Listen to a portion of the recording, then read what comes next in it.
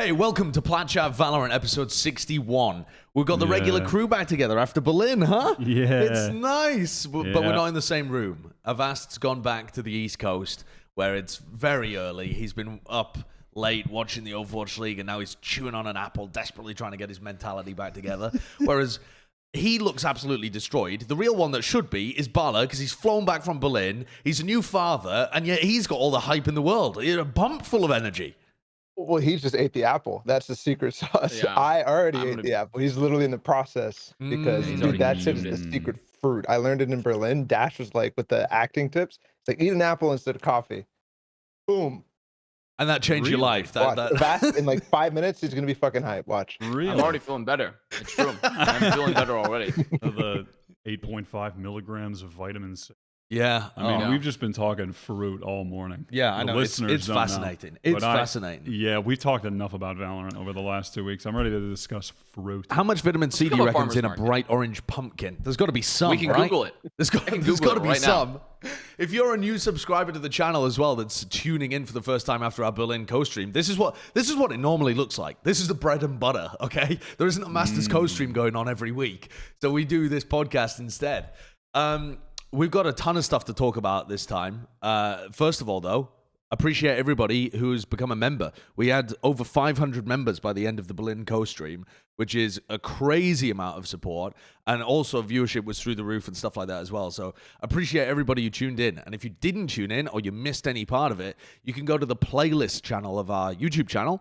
And you can find it all of the VODs listed under live stream VODs, so you can go back and watch your favorite moments. So there you go. That sounds like it's going to be pretty fun watching. Like the piss. If you want to listen to me piss, go back to the unlisted VODs. Yeah, people love that one.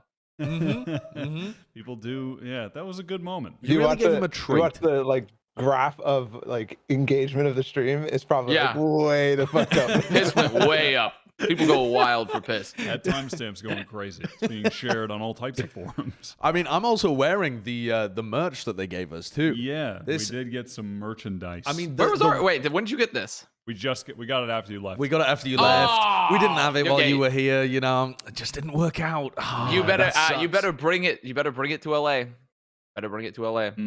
Yeah, that merch was exclusive. Yeah, this merch is exclusive. It did arrive a little late, but the idea was they gave us a bunch of extra ones as well to give away to some of our fans. So I think we're going to set up some kind of giveaway. You'll have to keep your eyes on the community posts and on the Twitter as well if you want to cop some of this. It doesn't look like a gaming shirt though. It looks very artsy. It looks like I went to a museum. Yeah, I like. You need to model it, Josh. Stand up. I like that look. Yes. And I mean, oh wow, that's really good. Turn around, yeah. turn around, yeah, turn around. Yeah, show off that's good. Oh, I like. Wow. I do like the Gun aesthetic show. for it though. Kind of like it. Ooh, be careful! What does You're it gonna say on break it? the sleeves.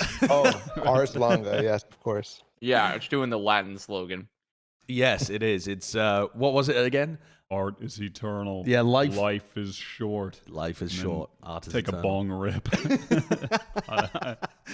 That's what this is. It's just a bong that looks like an angel. Bong angel. Yeah, the hoodies are Statue of cool Liberty too. bong.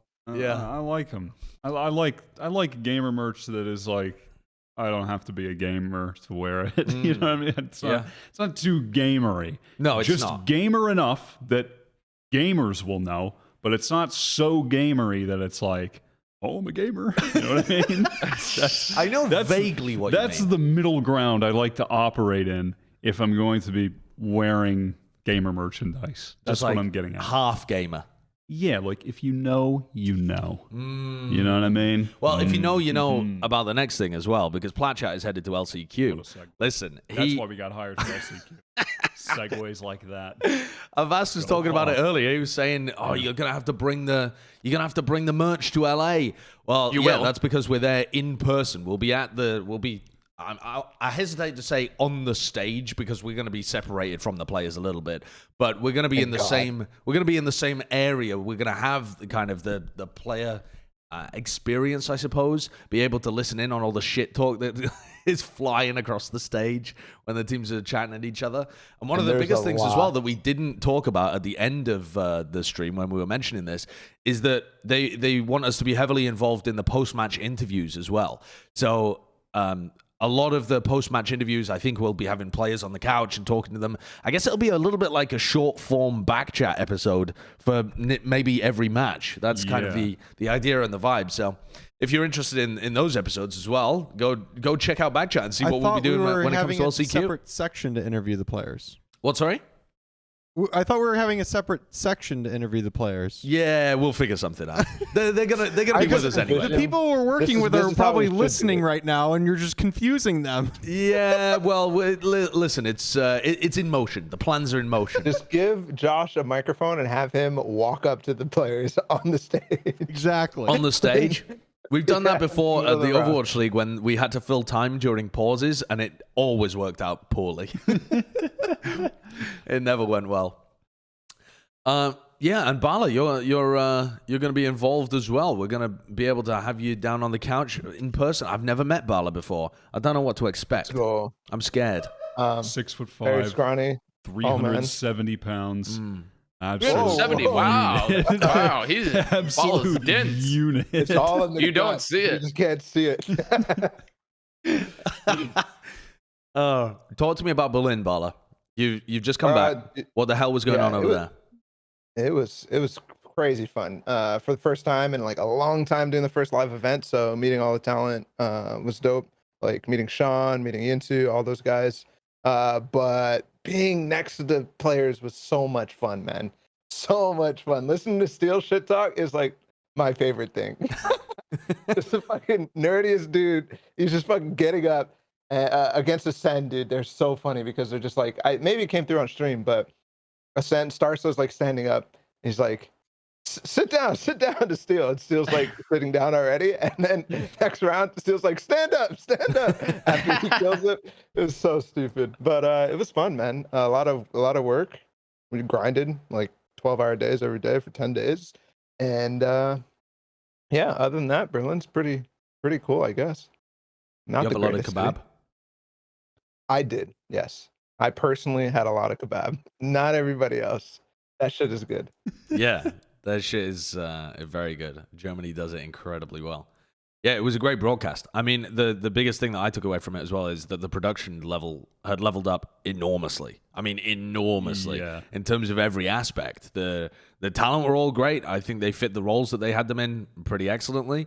And then just the extra additions like the map veto system and the video wall with the analytical breakdowns and all of the setups, all of the videos, it just looked gorgeous. Yeah, it really did. It was very, the production was very impressive. like insane. I think everyone gasped at the holographic map pick thing when we saw it when that came out the first like time. Everyone was like, holy shit, this is so cool. Like it was one of the coolest like production moments in that moment. Long time. All the viewers pogged. It was very cool. I just can't wait till it's like actually like a live veto or something like that, because I felt a little disconnected because it's just like everybody, or I guess the talent already knew the vetoes and they're all like fake reacting to like what's popping up in the hologram anyways. But yeah, the production is insane. And then there's some really even crazier ideas that I can't wait to see if they can execute them for champs. The Jews. They're going to turn Boaster into an ARG and he's going to run the show as a demigod from the sky. He will become Astra. The big news, though, aside from Berlin, is this patch 3.06, with major changes. I mean, they've changed Jett, they've changed Skye, they've made adjustments to Icebox, and a bunch of other maps as well. I want to run through this patch and just get your thoughts overall, because even though they've changed a lot of the key things that people want changed, it's the manner in which they changed them that's important. And I want to get your thoughts on whether or not it's actually going to shift anything in the meta right now. What the heck is what's the top of the pile, Kurt? We've got Skye. Okay, so the idea here with the Skye nerfs is that she should play less off herself, I think, is essentially what these developer comments are saying. They want more ability, or rather less ability for Skye to always be playing off her own flashes, and also some level of being able to outplay the flashes as well. What do you think about these changes? Starting off with the unequip time and the wind-up time. So unequip time meaning that it takes longer to take your gun out after you flash, and the wind-up time being that you have slightly longer to react to them. Yeah. I mean, those are both fine changes. Go in the direction that they intended of making her less powerful playing off yourself, which is fine. I mean, the problem with Skye is that she just does too much. So, sure. Will it matter? I think this is fine. Yeah. Go ahead, Balla. Sorry. Go ahead. No, I just think that this is like reverting the clunkiness of Skye, and the reason why a lot of people didn't want to play her in the first place, which is like because it felt too delayed to pop your stuff. Same reason why you never want to flash yourself as a breach, right? Because it just feels way too long to do anything, to pull out your gun or anything like that. And it's just like such arbitrary delay points anyways that I don't know how it's going to feel. I just downloaded the patch. But like, yeah, like Wyatt said, I don't think it's solving the actual issues with Skye. And I think actually most things in this patch are the same way, where the problem really is how much she does and how cheap she does it for compared to everybody else. Not necessarily like the fact that she can flash herself, like that's fine, and you could still do that, right? I feel like that is a major component of the kit, though, especially one of the big reasons why even the North American team started moving to solo duelist comps, because Skye essentially could play for herself in a way that we hadn't seen before out of the initiators. The wind-up time change, when I was looking at videos of it, seems very minimal. The 0.25 to 0.3, a 0.05 second change. It's going to give you some scenarios where you can break it or turn from it a little easier, but it's not major. The unequip time does seem to be pretty big, but I don't think it's a full revert. Back when Skye had a long unequip time, her Skye flashes also got kind of stuck on stuff in the environment. The way that they modified it recently is that you can throw the flash and it just like, the flash itself has lineups. The bird follows walls and follows doors and stuff like that. So I think the combination of that shift and players just getting more comfortable with Skye in general will still make people want to play her even when she gets nerfed. That was my point. I don't think it changes the needle at all. I think people are still going to play her. I think the last buff basically made people realize all the stuff that Wyatt was saying. And now, no matter how much you tune it, and I think tuning is actually good, because I think there's probably an ideal point for these delays to be. But people are not going to forget how good she is anymore, just because she's a little slower. It feels like Viper in some ways, right? It's like stealth buff, stealth buff, stealth buff. Suddenly, everyone puts in the time to actually figure out how to get value out of the agent, and then it's like, nerf, please, pedal backwards. Yeah, that is always the case. It's like you can't close the can of worms once the community has and the pros have realized that an agent is really good. Yeah, it takes a while, like to actually effectively revert them into a more balanced state. Yeah, I mean, Skye just does too much. She does way too many things too well. So, I mean, I don't think this is gonna takes an extra ult orb for an ult now. Yeah, I mean, that's great. They should have done that months ago. Yeah, I mean, you had to have done that. Seekers were literally ridiculous. They had the captures out. Yeah, I mean, it felt like almost like every round at times in Berlin. Yeah, 6-cost ults are just OP. I mean, you just. How many are there even left in the game? I guess it's just Phoenix and Yoru, right? Is it Yoru? Yeah, Phoenix and Yoru. Okay. And the only reason it's fine with them is because the rest of their kit isn't good. So it's just, it's fine. But that was just like the cherry on top with Skye, right? Where everything she does is so good. Then also you just have a 6-point ult. It's just fucking crazy. Yeah. But there are just some things inherently with Skye that I think people that didn't really get fully realized until now as to how good they were. Like, just being able to control your flashes and manipulate them is insane. Yeah. That alone is so strong. There's so much easy outplay potential that if a Skye is flashing you, you always have to be concerned as the player getting flashed, will she not pop it? When is she going to pop it? When is she swinging off of it? Like, there's so much outplay potential with her flashes that it's just... I don't know, Yeah, I think it's a tough problem to solve, and then that's on top of the fact that the rest of her kit, she can just heal people and also has insane info gathering with the dog. That go little woofer. Also on pistol rounds, 99% of the time you stun someone and then you get a free kill if you can follow up off of it because it stuns people. I mean, she's just really good. It's just I think she does so many things. These I think are the right direction to try and go in, right? You want to make her more supportive, so I like the fact that she has outplay potential with the flash and a slightly higher unequip time. I think these are the things that I would have gone for, perhaps. There was you no don't want to like be playing off that. if there's no other things to change, like if there's no design thing, like if that takes too long, I'm happy with them adjusting these numbers. Like if this is literally the only thing they can do, because think about other numbers to adjust. There's not really much for her that will change things.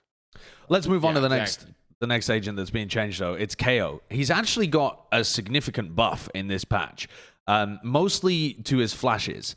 Although there is a change to his ultimate as well. The idea here being that the flashes thrown by KO were the easiest to turn from. You had an audio signal in the air, then they go like, pew. It's like, I don't know. The length of time that it's in the air for, the amount of audio signal that it gives you, then it like pulses green or something before it explodes. These were the easiest flashes in the game to turn away from. Even if you'd thrown a really elaborate pop flash, you could hear it coming.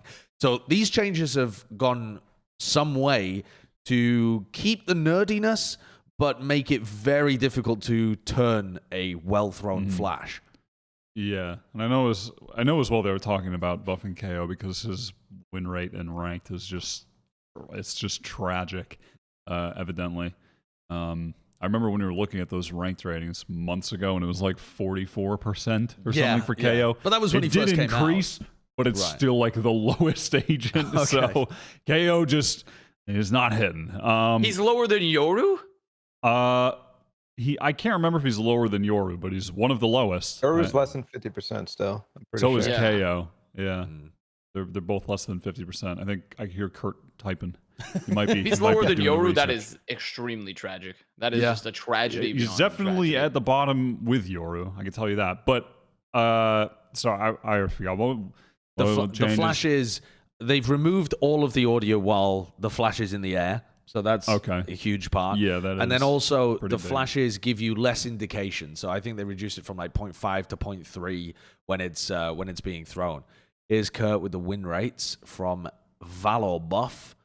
Where are we looking for this? Which bar am I looking at? Oh, he's above Yoru. Still higher than Yoru, but God, 42.6 for Yoru. Ugh. That is tragic. The character needs a redesign. But also, KO is quite shite. Yeah. It's also...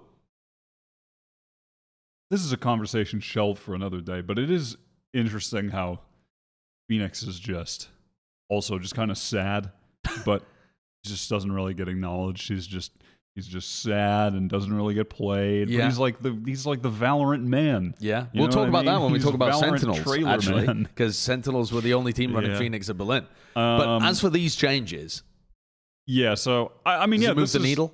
I mean, again, small buff will be good, but... I have a question for you guys. So, bro, like, this goes back to the Viper stuff, the Jett stuff, like the stuff we were talking about people like realizing that an agent's good enough. I'm so surprised that it takes that much for people to realize. Because I feel like this is the same situation where still nobody's going to play him until something crazy happens. But to me, like you could like he's not a bad agent in pro play, but people still just don't play him at all. You know? Yeah. Without something crazy, nobody's going to play him yet. And then once something crazy happens, it's going to be OP. Yeah, you're right. I mean, I am surprised more people aren't trying to play him at least a little bit, because I think 100 Thieves have, you know, they scratched the surface of what you can do with KO, or maybe that's giving them too little credit. I mean, they're the only team that had figured out how to efficiently use KO in a comp. Yeah, I mean, the only team in the world. Surely, because I don't think it's because other teams tried and failed. I just don't think they tried. There were other teams that tried, though. A lot Not of a people lot. tried to use him as. I mean, there were That like was the weaker teams. there were like 4 or 5 teams in North Post. America tried to use him as a duelist. Dark Zero.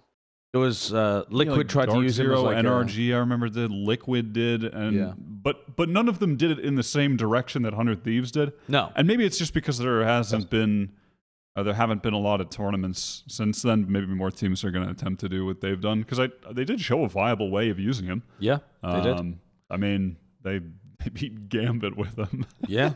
So I mean, he's definitely not. He is usable. It's just he's not obviously usable. Would this change move it in the right direction then? Now that they made the flash better, I would say probably yes. Yeah, but it's this isn't. I think Ball is right with that. It is a little mini buff, and that's good, and you can do some more flashing.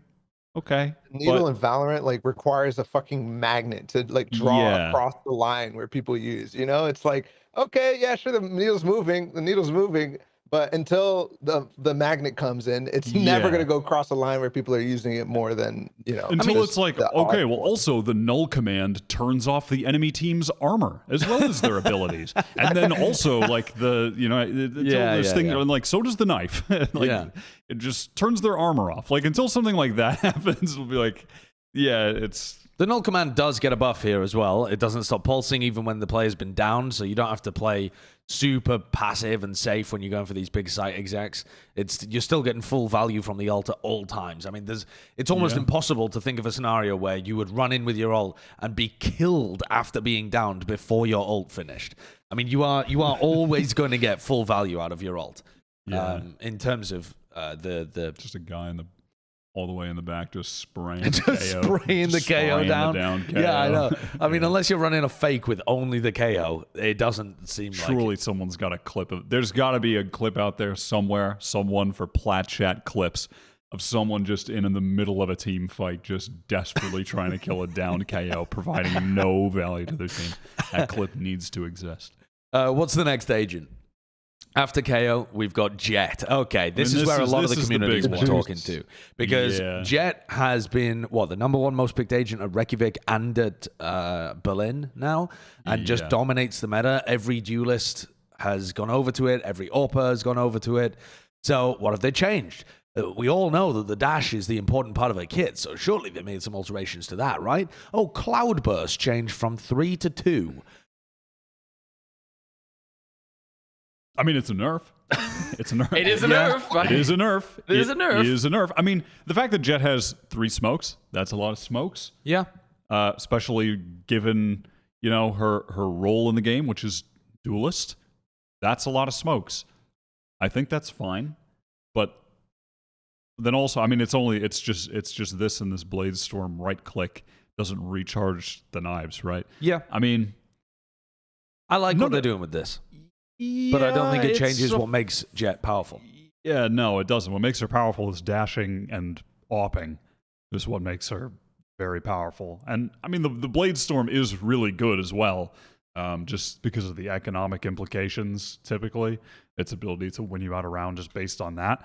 But even still, the left click is really the important part of the Blade Storm for the most part. I mean, the right clicks are cool when you're going for your Twitter clips, and they are useful sometimes, but most of the time with the right click, you end up hitting someone for 100 and dying anyway. Which will happen less often now that they've made the damage. They've reverted the changes on it, right. Yeah. So now you get your one-off kill, which even still, I mean, that's, I think this is fine, but the problem is the dash, and how do you address that, right?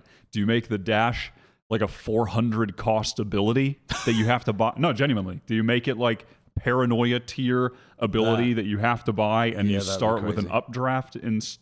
Start with an updraft? Yeah. God, you've killed the girl. No, well, genuinely, I mean, it's one of the best abilities in the game. It is, yeah. So it really is.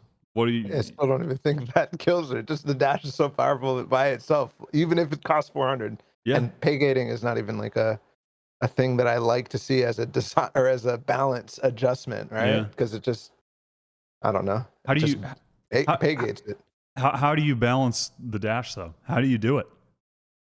Yeah. I mean, I've seen some I've heard people people suggest that if you get tagged or something, your dash is less effective. Like if you're using it while getting shot versus like proactively and just getting off the angle fast, like people are saying, well, that will make it more punishable. Yeah, it Especially when you doesn't. combine it with less smoke, so they can't just pop as many smokes at their feet to get out. Yeah, the thing with getting tagged though is it doesn't really mitigate the strength of using an op, because most of the time you're going to take the shot and dash before your opponents have had a chance to react. You're like shooting and dashing almost immediately, and whether you get the kill or don't, you want to reposition after taking that shot. Yeah. I saw some people. I can't even remember who it was actually. It may have been Anders said that there should be like a wind up time on the dash, which was Anders. Yeah, which I thought was a pretty interesting idea, because you can't use it then as an escape mechanism as easily. It brings it more in line with Yoru's teleport or with like a blast pack, where you need some level of safety, and it's a repositional tool rather than just a avoid getting traded tool. It would massively change Jett though if it had any kind of wind up time. That might be too much, honestly. But I think what's kind of the wind-up time, but isn't, but serves the same purpose, is a suggestion that you were making a lot for a while, which was that you can only dash in the direction that you're facing. That wasn't mine. I don't like that change actually. But oh, really? I thought mine was to do with the op. Because my change was based on the op. Yeah, I mean, wouldn't that solve the same thing as the wind-up time though, but just make it more your own reaction based, because you just have to turn to do the dash? Yeah, I think one of the issues that, again, Anders was raising when he was talking about this point is that if you make it based on the direction you're changing, it not only does it feel clunky for lower level players, but top level players will instantly be able to still pull off the same crazy shit because they're just that good. I mean, they're like mental freaks at the game. They're going to take a shot, whip 180 and dash away before you can do anything about it. Unless you combine that with, like, when you take an op shot, you can't move your mouse immediately afterwards or something. If you allow the same level of freedom, it's just going to feel clunky for bad players and still have all of the same level of skill at the top. I think I'd be fine with like an over-the-top change, like a wind up or something like that after Champions. Get her out the game type of thing. Like people who still are fans will probably still play her. I think that's fine. Because at this point, I'm sick of it, man. I'm so sick of every game having a Jett and just the most bullshit situations they just get out of for free. Well, not for free, but pretty much for free, because it's the cheapest agent in any. Like, it's ridiculous. I mean, the other part to a game like this as well is after Champions, you can make a meta change that kills Jett, and then you can bring her back 6 months later or whatever when we've had a period of time where Jett is only a very niche pick. Yeah, when we get bored of the Yoru meta. Yeah, exactly. Sick The of all these Yoru KO Yorus. meta just comes up. But there really isn't anything wrong with deliberately rotating which agents are powerful. That is also a valid balance philosophy. You don't have to try and make everything perfectly 50%. You can throw in different things being powerful at different periods of the time and kind of manufacture uniqueness in that sense. What's the next agent that we've got, Kurt? Oh, it's the map updates. Okay, so these map updates all follow a very similar theme, which is after the change of these Radianite boxes to make them cardboard, that you can shoot through them with no problems whatsoever, they've changed some of them to be pure metal boxes, so you can't spam through them at all. So you've got this box at the top of Fracture, and then Icebox. I want to pause here before we look at the rest to talk about this one as well, because we've been, or at least I've been saying for months now, that I'd like to see some map redesign changes for Icebox. And this does something, right? It lets you get the plant down on B, but to me it feels like a band-aid solution to a map that is fundamentally broken. Do you like this change? Do you think it's going to be a positive move for LCQ and Champions? Yeah. I mean, especially it's a band-aid solution, but I mean, it's something, at least for right now, is to not have to have a Sage for B site, potentially. This was a must do, I think, at some point, whether it was during the redesign or not. Like they needed to fix this. This was such a problem on the map, and it's still not even solved completely, because you still probably need a Sage to plant here anyways. But like, at least it's not spammable, where you have those stupid moments where one person's alive and he just clutches by spamming through the box. Yeah, that's my thing. I keep thinking about. I think you don't need a Sage. I mean, you don't necessarily need one right now. 100 Thieves and Envy and I didn't run. But you could have said it made their life a lot easier though during Berlin at points if they were running points, the Sage. It certainly would have. And Sage still going to be really good. Still going to be really good for planting there. What I keep thinking about though is then after the plant, you can't really. I mean, you can have a player play from mid, but it's going to be so much tougher not being able to spam through the box to threaten diffusers. Like you're going to have to if you send a player to play through mid and you plant default, your player that's mid coming through orange, they're going to have to push all the way through to potentially stop someone diffusing. Yeah. So it might just end up being we need even more players at yellow. We need more players at yellow. Like, it's because the shitty part is I hate that aspect of the flank of mid. Like it's like every single time, oh, is the guy flanking mid, and it's so boring. But you're right, it does simplify it to the point where it's like just more players at yellow. Yeah, you can't. You have to push all the way up to stop a diffuser, which is great. It's crazy. You have to find the craziest timing to be able to fucking run the 100-meter dash up there. I mean, it's just so yeah. So I mean, I don't know. I think there might be some unintended consequences where it's even worse. I mean, yeah, it's just even more. The classic, the 5-on-5 retake. Just 5 players yellow and B main, 5 players coming from Snowman.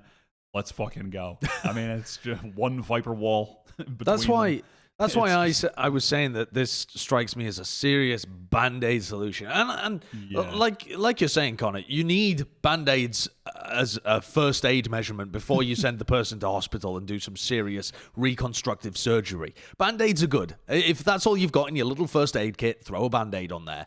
But I need to see Icebox sliced open, put on the operating table, and torn to pieces and reconstructed. Some alchemical processes need to be applied to Icebox because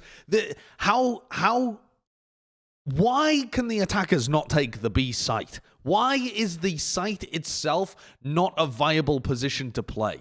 And when you see teams running like these kitchen takes that are really unique or mid splits and stuff, and then they all have less success than just Zug Zug, we go B, we plant spike, we play retake. Like, this map is the most boring on a compositional basis. It's the most boring on a strategic basis.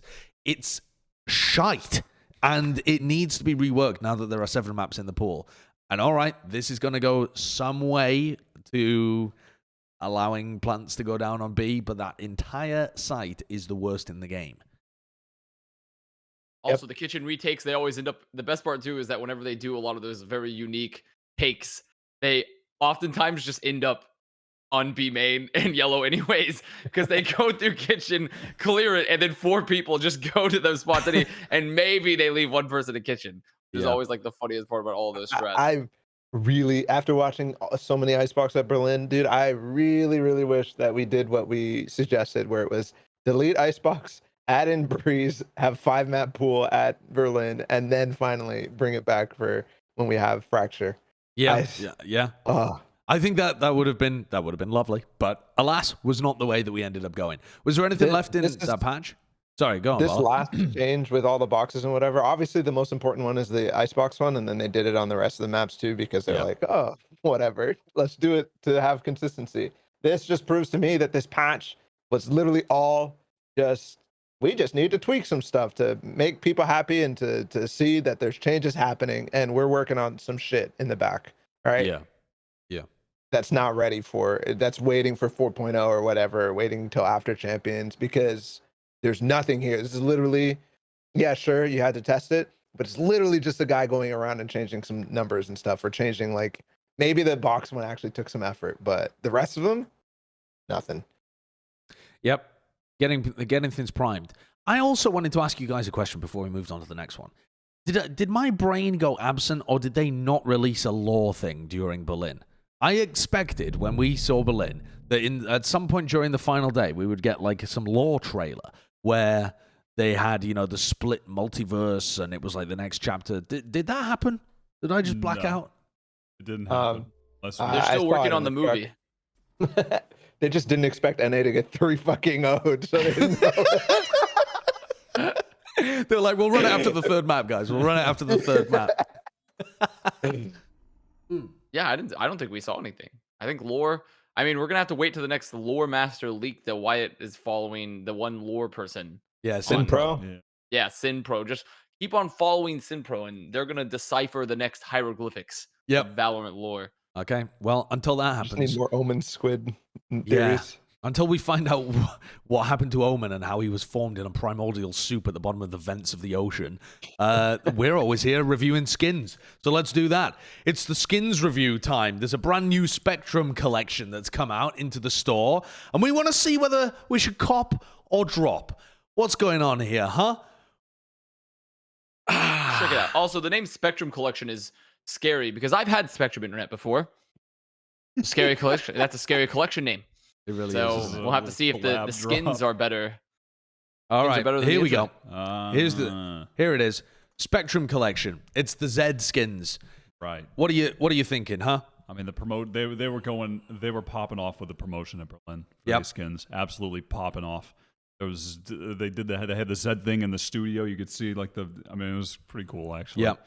It was like the thing that happens in game when you get the last kill, but you could see it in the studio. Oh, finisher! It was very cool actually. Yeah, I think these have some nice features. I like the inspect. It plays music when you inspect. You know what I mean? The finisher animation is cool. I like all that. I think the melee is pretty cool. You know What I is the mean? melee? The knife. Lightsaber, bro. Yeah. Is Yeah, that a it looks like lightsaber, mate? Is that a lightsaber? Or It looks is like it... something you direct airplanes with. Down Yeah. the runway. It looks, I don't know. I don't know what it looks like. It looks like a long measuring tape or something to me. The animation's quite nice and the finisher is lovely, but the look of everything is like, I don't know, what's the word? It's like someone Looks reskinned Power the Minima Ranger to me. collection. Looks like the weapons that if you've ever watched Power Rangers, it looks like something the Power Rangers would use to defeat the big bad monster. Like all the weapons look very plasticky to me. Yeah. They look very, very plasticky, and the best part to me are the animations in the inspect, like the finisher and such in the inspect. Like I think you I might think be everything right. else, it doesn't look as cool. You know? Pretty sure all these like form together and make Megazord. And it's Yeah, they make the Megazord. Yeah, I mean, especially that classic. Oh no, it's not the classic. Is it the sheriff that I was looking at? I don't know. One of them looks so clunky though. It just reminds me of the Minima skin. Does it have a sheriff? Am I just making this up? Yes. Yeah, I'm just making that up. Just I guess making it was it the up. classic. that Actually, I was looking at. the classic is. I like the classic the most, maybe. Oh P250. lordy. Yeah. Just a little P250. It's glowing. Okay. See, the other factor is though that this is the same. This is the same rarity tier as the Elder Flame. These are the only two of that tier where the whole set is like $107. Yeah. Wait, it's $107? Yeah, for the whole set. Yeah. That's a lot of money. It's just this and the Elder Flame are in that tier. where So it's that's what you have to 107. compare it to. You have to compare it to the Elder Flame set. Is it better than the Elder Flame set, Wyatt? I mean, I really like that Dragon Vandal. I'm not gonna lie. Mm-hmm. I like that Dragon Vandal. Yeah, you think you get SMB out there with the Z Phantom? I mean, you had a lot of teams out there with the Z Phantoms. Yeah, not SMB. Everyone was using that. Do you think they were paid to use the Z? Yeah, Paid absolutely. promotion? I said it. Yeah, they were getting 100. If you used the Z skins, you got $100 every time you used one in a round. Every time you bought one, $100 from Riot. But I do like the even though I guess it does look kind of Minima-ish, but I do like the black variants. I like the look of the black variants on this more than the Minima one, to be honest. Yeah. I don't like it as much looking at it on like a flat plane here, though. In game, I like the look more. Yeah, like there, I like the look more in game than just looking at it. Okay, well, I'm going to ask you all then. Yeah. I'm going to start with Connor. You copping this Spectrum collection? $107? Oh, I mean, that's more money than we made than I make at work. $107. So, that's a lot. So, I'd probably say, I'd say maybe like you would like maybe No, I'm not. I'm not Yeah, confident. no, I'm you not gotta confident. pick I'm up dropping. another I'm shift dropping. at the factory. I'm dropping. I mean, it's I have just- yet to see. This is just not the skins for me. I need something different. I don't need the Megazords. Okay, all right, no Megazord skins. Balla, are you leaning more towards the Vansili train of always buy? No, you haven't already bought it, have you? Oh no, No, Balla, you have not already bought it. He's God, looking he away. already bought it, He's Josh. drinking. He already bought it. Oh. See, hey guys, I look. I come from Fortnite. Okay, we have collabs, man, and you have to buy the collabs. Oh, Fortnite he's brain. pumped. What do you mean I you mean, have to Fortnite buy the brain. collabs? Well, like, oh yeah, Zed's just a poor struggling artist. We've really got to support him, guys. He likes I Valorant. don't know why. Oh, it's a big You problem. bought He's the gonna buy the whole Did bundle? you Balenciaga buy the stuff whole next. bundle? Yes. No. Oh no. Oh, Dude, he's about to go cop the Oh, Balenciaga God. Fortnite the shirt whole next. bundle. It's gonna have the whole collection. yeah, are you buying that what? Balenciaga Fortnite Fortnite shirt? cap? Oh, What is that? They What? did a Balenciaga collab with Fortnite, and it's It's a like $300 ridiculous. cap that just says Fortnite Balenciaga on it. I'm getting one of those. No, you're not. Yeah. Come Yep. on, please, that's people. Where my Dude, he's gonna be Plat Chat cranking money's 90s in going. style. That's where my Gonna be doing Plat it. Chat money is going. All right, well, you Clothes? Are can you lock me serious? in for a big old No. X. Yeah. I ain't copping this. Wyatt, what are you going for here? Have you been in? No, I'm you're, not. You're I'm a not, I'm Fortnite not. person. I'm not buying it. No? No, I'm waiting because the next time we do a skin review, they revealed the what is it like the Valorant Go Yeah. 2.0. I saw Yeah. those. I like the Viper Classic. So even Okay. though I kind of like this Classic, also $27, also $107 thing, also can't get a second shift at the factory, also the new skins I like more. So I'm gonna get the. Yeah, I yeah. would rather go. With New butterfly knife. Oh, Yeah. God. I know. Oh All the my people God. that spent big on that butterfly knife, and there's a new one that looks like Yoru's comb that I'm sure we're going to go through in the future anyway. That's why I would not purchase that butterfly knife because you know goddamn well that they're gonna put in more and they're gonna be cooler. Exactly. All right, well, let's Great move on to talk loser. about Berlin because that's going to take up the vast majority of the show, and we're already half an hour in anyway.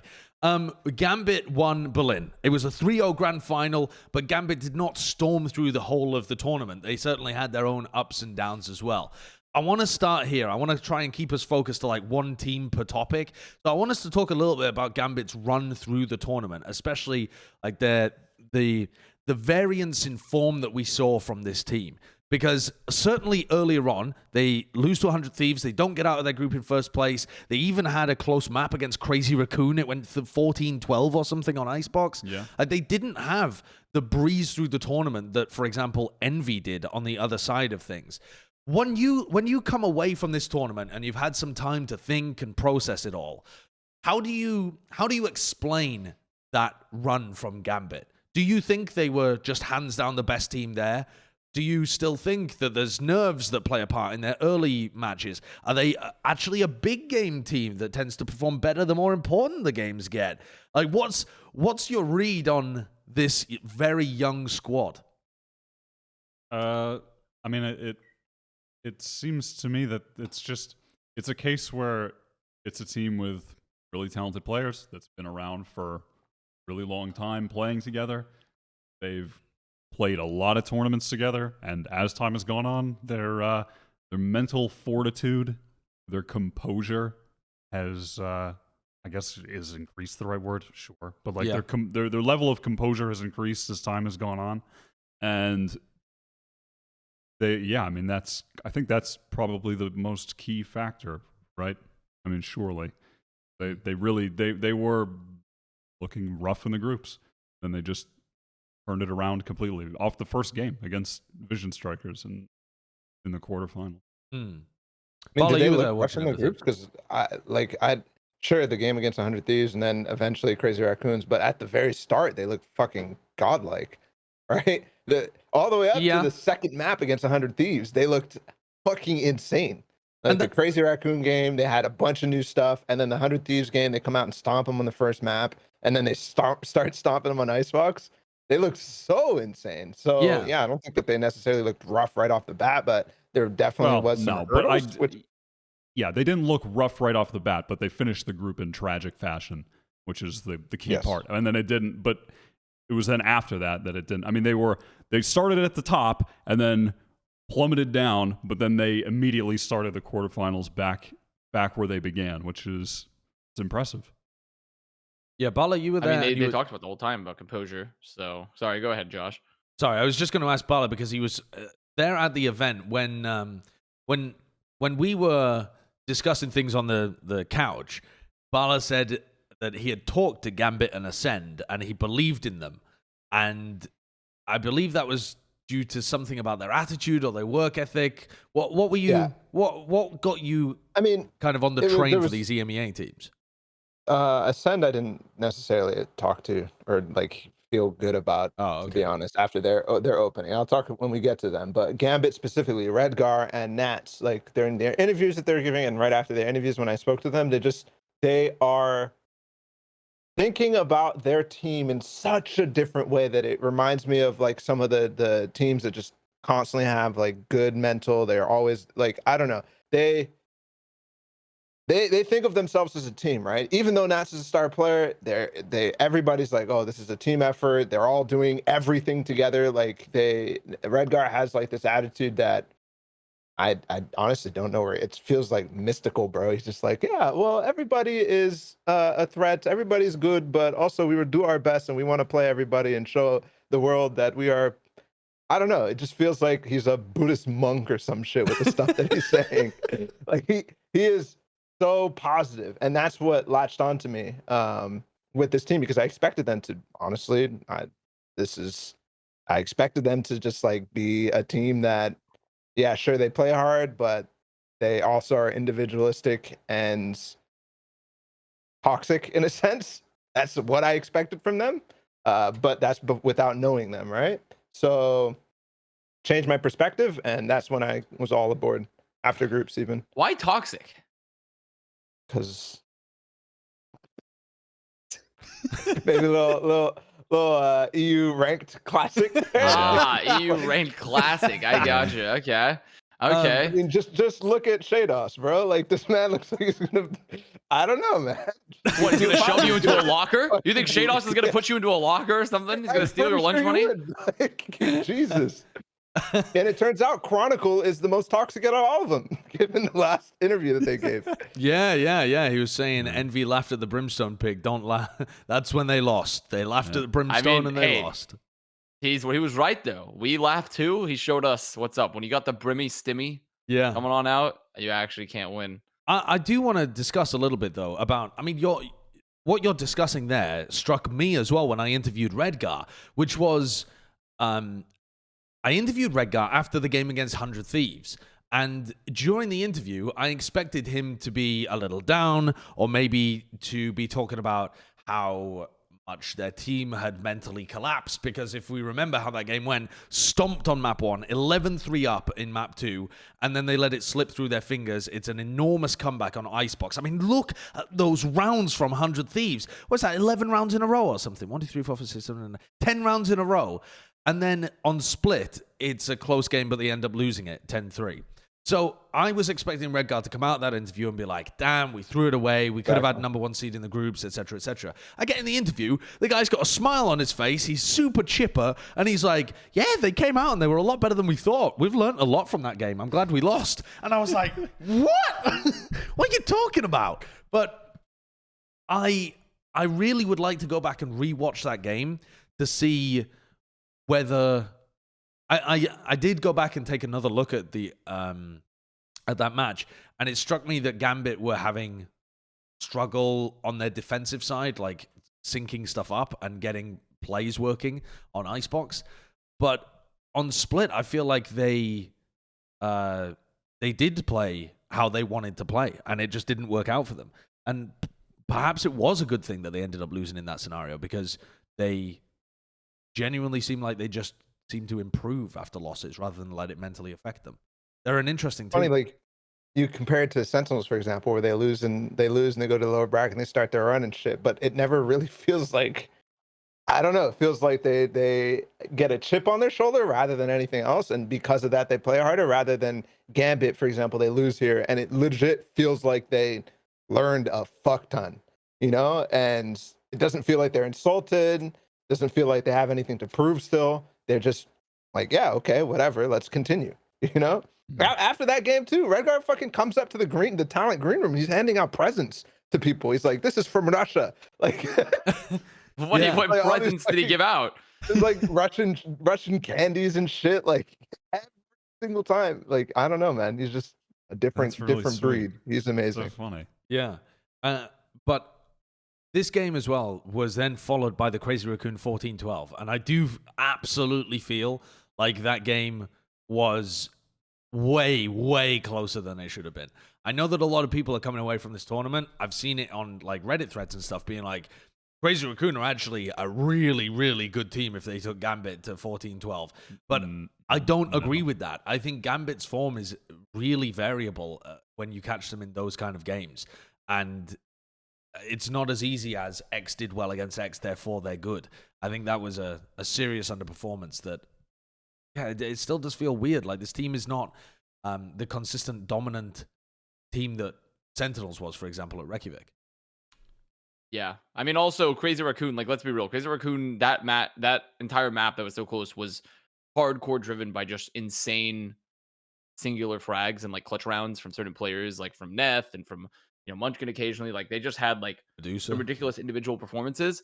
And when you compare Gambit there to later on in the tournament, and as Josh so aptly named trade-offs, like the trading was not there at times for Gambit. A lot of the times, like their fundamentals were so off comparatively in the Crazy Raccoon, in that particular map of Crazy Raccoons, than it was the rest of the tournament, because they would have just if they had played them like if we would just taking Crazy Raccoon and put them up another level in the bracket there, and the next match that Gambit was going to play, Gambit would have just rolled them, I feel, in their form, because they would have just traded them out effectively every time. Their fundamentals would have been so good, their map control would have been so much better. It just felt like Gambit was looking very disjointed comparatively, and versus the Crazy Raccoon compared to all their other matches. Yeah. Watching the games with Gambit, the thing that stood out to me the most that I think that they both individually and as a team are better at than every other team right now is playing off of utility, but specifically playing off of smoke utility, wall utility, like smokes and walls primarily. Whether it be from Viper, Astra, any of the other smokers, they have, or Cypher even with cages, yeah, they have the greatest understanding of how to play off of all of that utility.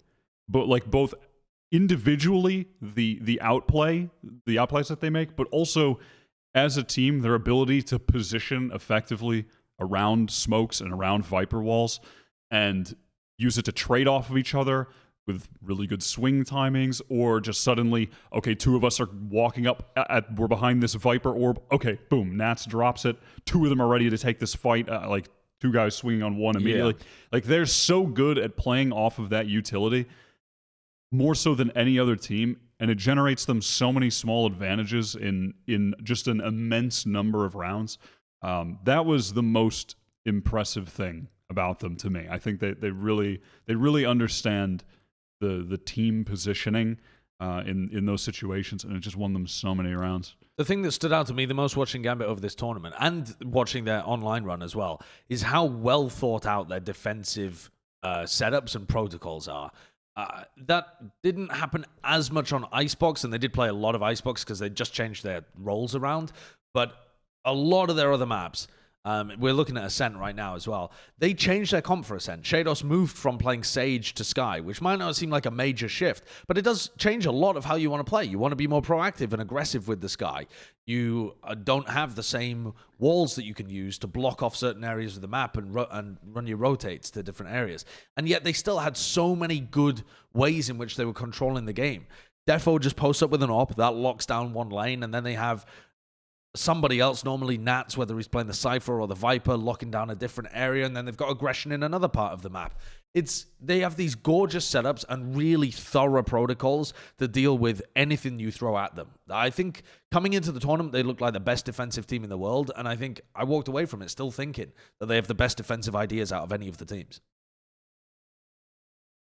Yeah, I think what you're talking about, Wyatt, as well. Like I feel like they stepped up their attack significantly because of the like Viper swoop peeking and stuff like that they were fucking abusing. Like on Bind and Icebox, they were abusing that shit so hard. Every single time the Viper smoke like they just pick it up and there's 3 people in the smoke firing against one dude. He's like, oh, well, I thought that there was nobody there because why would you stand in the smoke at the top of Pine Short? Like, it's ridiculous. They took Bren's strat.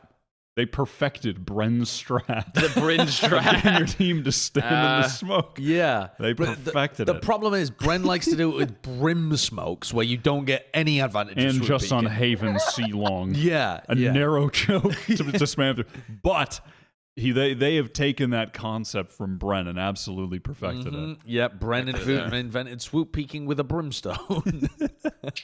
I mean, they definitely did. I mean, they boomed Vision Strikers with it on Bind. Right, like they just had no info on short at all ever on Bind, and that's like one of the biggest reasons why Vision Strikers got rolled was because there was just no info ever on A short because of the Viper util. They just could not deal with Nats. I mean, we haven't spoken much about the individuals on Gambit because it is a remarkable team effort, but I mean, Nats was just easily the MVP of the tournament as well, and I do think that there's some factor to that.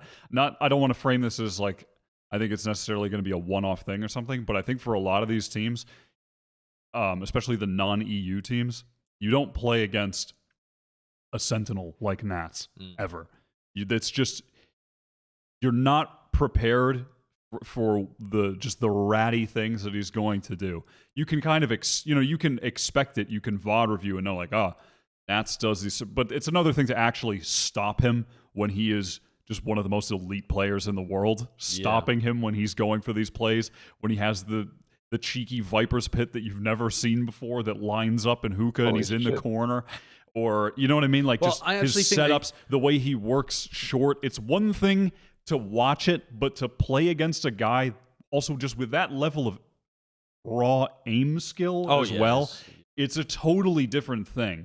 I'm interested to see if, when we head into Champions, is Nats going to be able to find the same giga value that he did here? Will teams have, figured out a little bit more how to prepare and play against him? Because we were watching the Vision Strikers game, but I think that was a great example of they did not know how to stop him. And surely they watch the games. Surely they know that Nats is coming short on Viper and he's about to peek through the smoke, but it really just didn't matter. They were just getting rolled by him. Well, that was the case with a lot of teams. So. I wanted to pose the question, just a theoretical Nats v Yay for tournament MVP as well, because I think those are the two names that just make the most sense, and a lot of it ends up coming down to who does well in the final match, where it was a 3-0 win for Gambit, even though neither of these players really looked like the finals MVP. But Yay has the highest stats in the tournament. Yay was popping out of control. He had like 300 ACS for up until the final. But Nats is putting up, I don't want to say comparative numbers because they are a step below what Yay was doing for the tournament, but he's also on a Sentinel and he's still top 4, top 5 in terms of raw stats for the entire event anyway. He's the 5th highest, and he's the only one not playing Jett. And you have to go down to like Laz, who's amazingly high up, before you reach anybody else who isn't playing Jett. And then the top 10 is just dominated with even more Jett players. So these were the two players that I thought were in the running for tournament MVP heading into the finals. And when you look at how the final played out, and Yay didn't really have an opportunity to dictate his will upon the game apart from arguably Haven, it does feel like it was Nat's tournament. Yeah, I mean, it's not even a question in my mind that it's Nats. I mean, I think Yay is, I just think Nats is the definitive MVP. Yay is the definitive runner-up. And then from there... I would challenge that, to be honest. Really? When you think about what MVP... Yeah, I think I would. I think Nats for sure is in that conversation. But think about what happens, and maybe this is a shitty argument, but I like it anyways. Think about what happens to Envy if they don't have Yay. Like, he's not having the type of performance that he's TSM doing. would have been They are not... Huh? Nothing. TSM would have been... I think they crumble. I don't think that they are getting even close to as deep as they got. Right? Yeah. We had this argument on the couch about Yay or Nats the whole time and what it meant. But I do feel like, so one thing, I do agree with the later in the tournament, but one thing that was big for Envy, though, is that Victor showed up big early on in Berlin comparatively to many times before. Like it reminded me of old Victor, a little bit earlier on in the state and like the semis and things like that. And then he kind of petered off a bit towards the end of the tournament, I think. But Victor had a really great early run in Berlin. He was pretty good. But when you look at the teams from the quarterfinals onwards, so the teams that made playoffs, there were only 2 players that hard carried their team. One being Ye and the other being Buzz. And even Buzz, I think, is just wrong to say that because the whole team gives him resources to carry, right? Like they are running double flashes to give Buzz the kills. They are feeding Buzz kills. And it's credit to the rest of the team for setting Buzz up. Whereas Ye doesn't have that same level of assistance from the rest. He is just taking duels whenever he can and winning them to such a consistent degree that he's powering Envy through these games. Having said that, though, even though I think Ye is absolutely in the running, Nats is doing this whilst not playing Jett, the most broken character in the game. And the fact that he has impact on both the attack and the defense side, like often is creating avenues for them on attack. And in a lot of senses, doing more for them in the attacking rounds than he is on the defensive rounds, despite the fact that he's a Sentinel player. Yeah. I think that's just absurd. Gambit do share the load much more than Envy do. If you look at the distribution of kills, distribution of first kills, distribution of ACS, whatever metric you want to use, Gambit are a more well-rounded team than Envy were at this tournament. Envy were Ye and then the others. But Nats is doing so much more than anyone else in his role to the point where it's ludicrous. It's ludicrous. Who's the next best Sentinel at the event? I don't know. FNS maybe? I don't even. Well, who was it? I don't know. Who else I don't know about plays King? FNS still. Actually, I would probably Was it say King? Yeah, I think it was King actually. Yeah. No, I think Keloqz has played fine, but I don't know if he was like, did he have? Keloqz had a bad tournament. I really think it was King. I think King was really on point. I would give it to King, but I mean the difference is enormous from Nats to any other person in the tournament. I mean, King plays Killjoy, and his kills and the value that he gets is way different. I mean, Nats was just outright winning them rounds by on attack, either single-handedly taking an immense amount of space for his team and then finding a cheeky opening kill, or being on some super late lurk. And then the team does play really well around. It's Medusa, by the way. That's the statistically next highest. 64 rounds. It's Medusa. He was playing well. Medusa was good. Yeah, he was. Medusa was legitimately good. When he was in for Crazy Raccoon, they were at their best. But, or it's just from him being on some super late lurk, and then he comes in at the final hour during the post plant and cleans up 3 players from behind. And he's just throwing cages around and playing off them perfectly, and he's this massive distraction. Or on defense, he just has these genius setups, and then he just hits you with perfect spray control. Yeah. I mean, he is maximizing what can be done with the agents that he's playing. And I think just specifically him being such a dominant factor on a role that you really don't expect it gives it to him. By default. But I was just making the argument that I don't think it's necessarily decisive, specifically because Ye felt like he at some points carried his team through where they were. Yeah, I totally agree. And it justifies the Ye getting picked up in the first place. I mean, we were... I don't want to say we were in 2 minds about it, but certainly before the move to pick up Ye, we were theory crafting ideas of they could go for this, but dropping Mummy right before qualifying for Berlin seems like a risk. And are you really going to get that much better? I mean, they did. Envy looked so much better at this tournament. Yeah. They beat out their domestic rivals easily. They weren't even particularly challenged in the games. Envy against Sentinels or 100 Thieves. So let's move on to talking about Envy, in fact, because they went undefeated in maps until the grand final and clearly dominated their side of the bracket. They took down Sentinels. They took down 100 Thieves. People could quite reasonably say that they had an easy group stage. I think that's a fair criticism if you want to put it like that. But then to take down both of the other NA teams that had beaten them domestically without losing a map and then having a close final in terms of the map scores against Gambit, they had one hell of a tournament. Yeah, they really did. I mean, they looked, for the NA matches specifically, they looked unbelievably prepared. All of the little Sentinels tendencies on Haven were just getting exploited constantly, whether it just be, like Victor putting a well-placed flash in a round at a time where it's like, oh, well, Sick is going to go for a play here now on the Phoenix, and then Sick just gets boomed by a flash and they kill him instantly. They looked very well prepared in these games, and despite Sentinels, they were on that run in the second half coming back on Haven, and then they still close it out. Envy individually across the board for the majority of this tournament, they all looked like they were in really good form. That is one of the main the main takeaway from Envy. One of them, at least for me, is just, they did put together just a crazy stacked roster, and for almost the entirety of the tournament, they were all individually on point. And they, at the same time, had a great understanding as to what the NA teams that they're playing against, what they were going to do. Yeah, they looked quite good. I was impressed. I was very, very impressed by Envy. They've hit. They finally have also broken through that like whatever you call it, broken through the whatever that was holding them back. The fourth place curse, whatever. They are definitely past that now, right? That was another.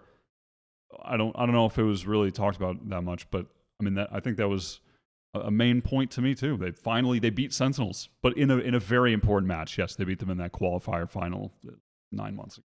But they beat Sentinels in a big match at a big time when it mattered.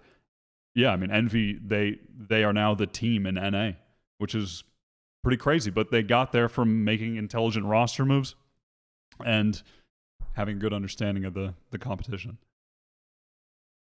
I don't think their individual form can be understated, right? Because there was no point of Envy. Like, I think Victor and FNS definitely did not have the best grand final comparatively to their previous, like some of the group stages, things like that. But I do think that overall their individual form, like Crashies, El Diablo, and Marbed. Marbed was great. Gizmo popped the fuck off. He really did. He legitimately popped the fuck off. So I actually think that their individual form in this tournament, alongside just some very ridiculous orange chicken plays for getting map control, where it was really, really good. Like, I think the real thing for me about Envy, though, when I look forward about them, is still seeing how long this roster is going to stay together, per se. Like, does this roster have longevity associated with it? For beating teams as they get better and better and improve. But I do think that overall it's pretty impressive how much they've improved, but it's just hard to understate how important individual form was to their performance at this event. Yeah, I think also, though, the reason that I'm not too concerned about this team in terms of their form is because they have nasty good players that have been in form for the majority of the time that they've been playing at the top level. Like, we haven't really seen bad performances from Ye as yet in his short time with Envy, and also with Icebox since he turned on to playing the Jett role. Same for Marv. He's been pretty consistent in his performances. The biggest thing that I noticed from this run was that insane level of preparation. They were the team that hard anti-stratted the most out of all of the teams here, I feel. The level of work that had gone in from FNS and probably Mike as well on a coaching role too, to prep for these teams, to come up with strats, to add not just fakes into their game, but a ton of contact play as well on sites they knew that they were not holding accurately, or rather, accurately is the wrong word, but holding rifles out at the choke point. If a team didn't have a hold like that, Envy would just disrespect walking towards you, and they did that on retakes against Gambit. They did that against Sentinels multiple times on Haven, where they were just walking into the site because they knew what the defensive hold looked like and that they were waiting for either audio cues or utility to be popped. So they looked like the most intelligent team at the event in terms of the specific adaptations they were making to their opponents. And that, I think, was one of the things that you saw the most, or rather, that was one of the things that I think gave them the most trouble when they played against Gambit on Haven. Because it's like, the fuck are these guys doing on Haven? They never play it. They're just walking at us randomly at weird times. And it looked like Envy just couldn't get the proper read on the game and on what was occurring because FNS didn't have it plotted out in his head. Yeah. You can't, yeah. There's what How do you counter-strat a team that has no strats? When Redgar's legit walking at you? Yeah. What do you do when Redgar walks up long on Haven? Yeah. Just no Drastic util. difference from what they actually know about Gambit on all the other maps. It was funny. But I wonder if that, like, because before it wasn't that level of preparedness, or it felt like they just kind of played the game, right? They had their strats and they played the game prior to this event. So I wonder if that bit them in the ass when it came to Gambit finally in the finals. I think on binds, I was super impressed even still in the grand finals. I was like, holy crap, like their level of, I don't know, the level of prep that they had, knowing Gambit was going to play that super slow, really far back default. Yeah. And then just boom, instantly recognizing it, grabbing both orbs, pouncing on opportunities to like push through bathrooms, even having the discipline to like fall back after getting info instead of trying to challenge in late round situations was gorgeous. But eventually it fell apart and eventually that all disappeared, right? And that's like the scary thing for me still about Envy is, yes, they're going to be probably pretty consistent on individual level, but I don't know how easy it was for them to get into the form where their team play is peaking at the same time, right? And I think the teams that they faced up against had a big part to do with that. Because they had an easy group stage, I think they ended up finding a place where their team play was on point and their prep was on point. But if that didn't happen, if they were challenged, I don't know if they could have been consistent through, because the first point that they get challenged at, they crumble. I think, especially when you're considering Envy going into champs, there are so many teams that don't make significant changes from online to Berlin. But for champions, you don't really have an online portion before that.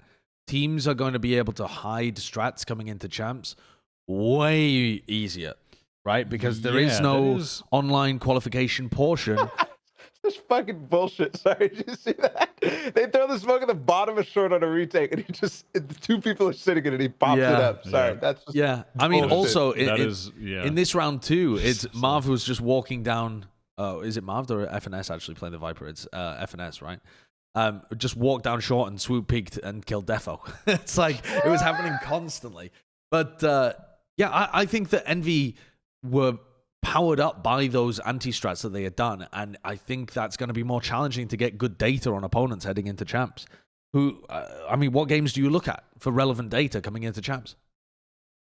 When's Gambit going to be playing? When's ACEND going to be playing? When's is that a buff Envy? Is that what you're saying? Is that good for them? Or no, I think that's bad for them. I think that means they're not going to be able to have good data to read into anti-stratting their opponents, and they're going to have to rely on whatever they see during the tournament itself.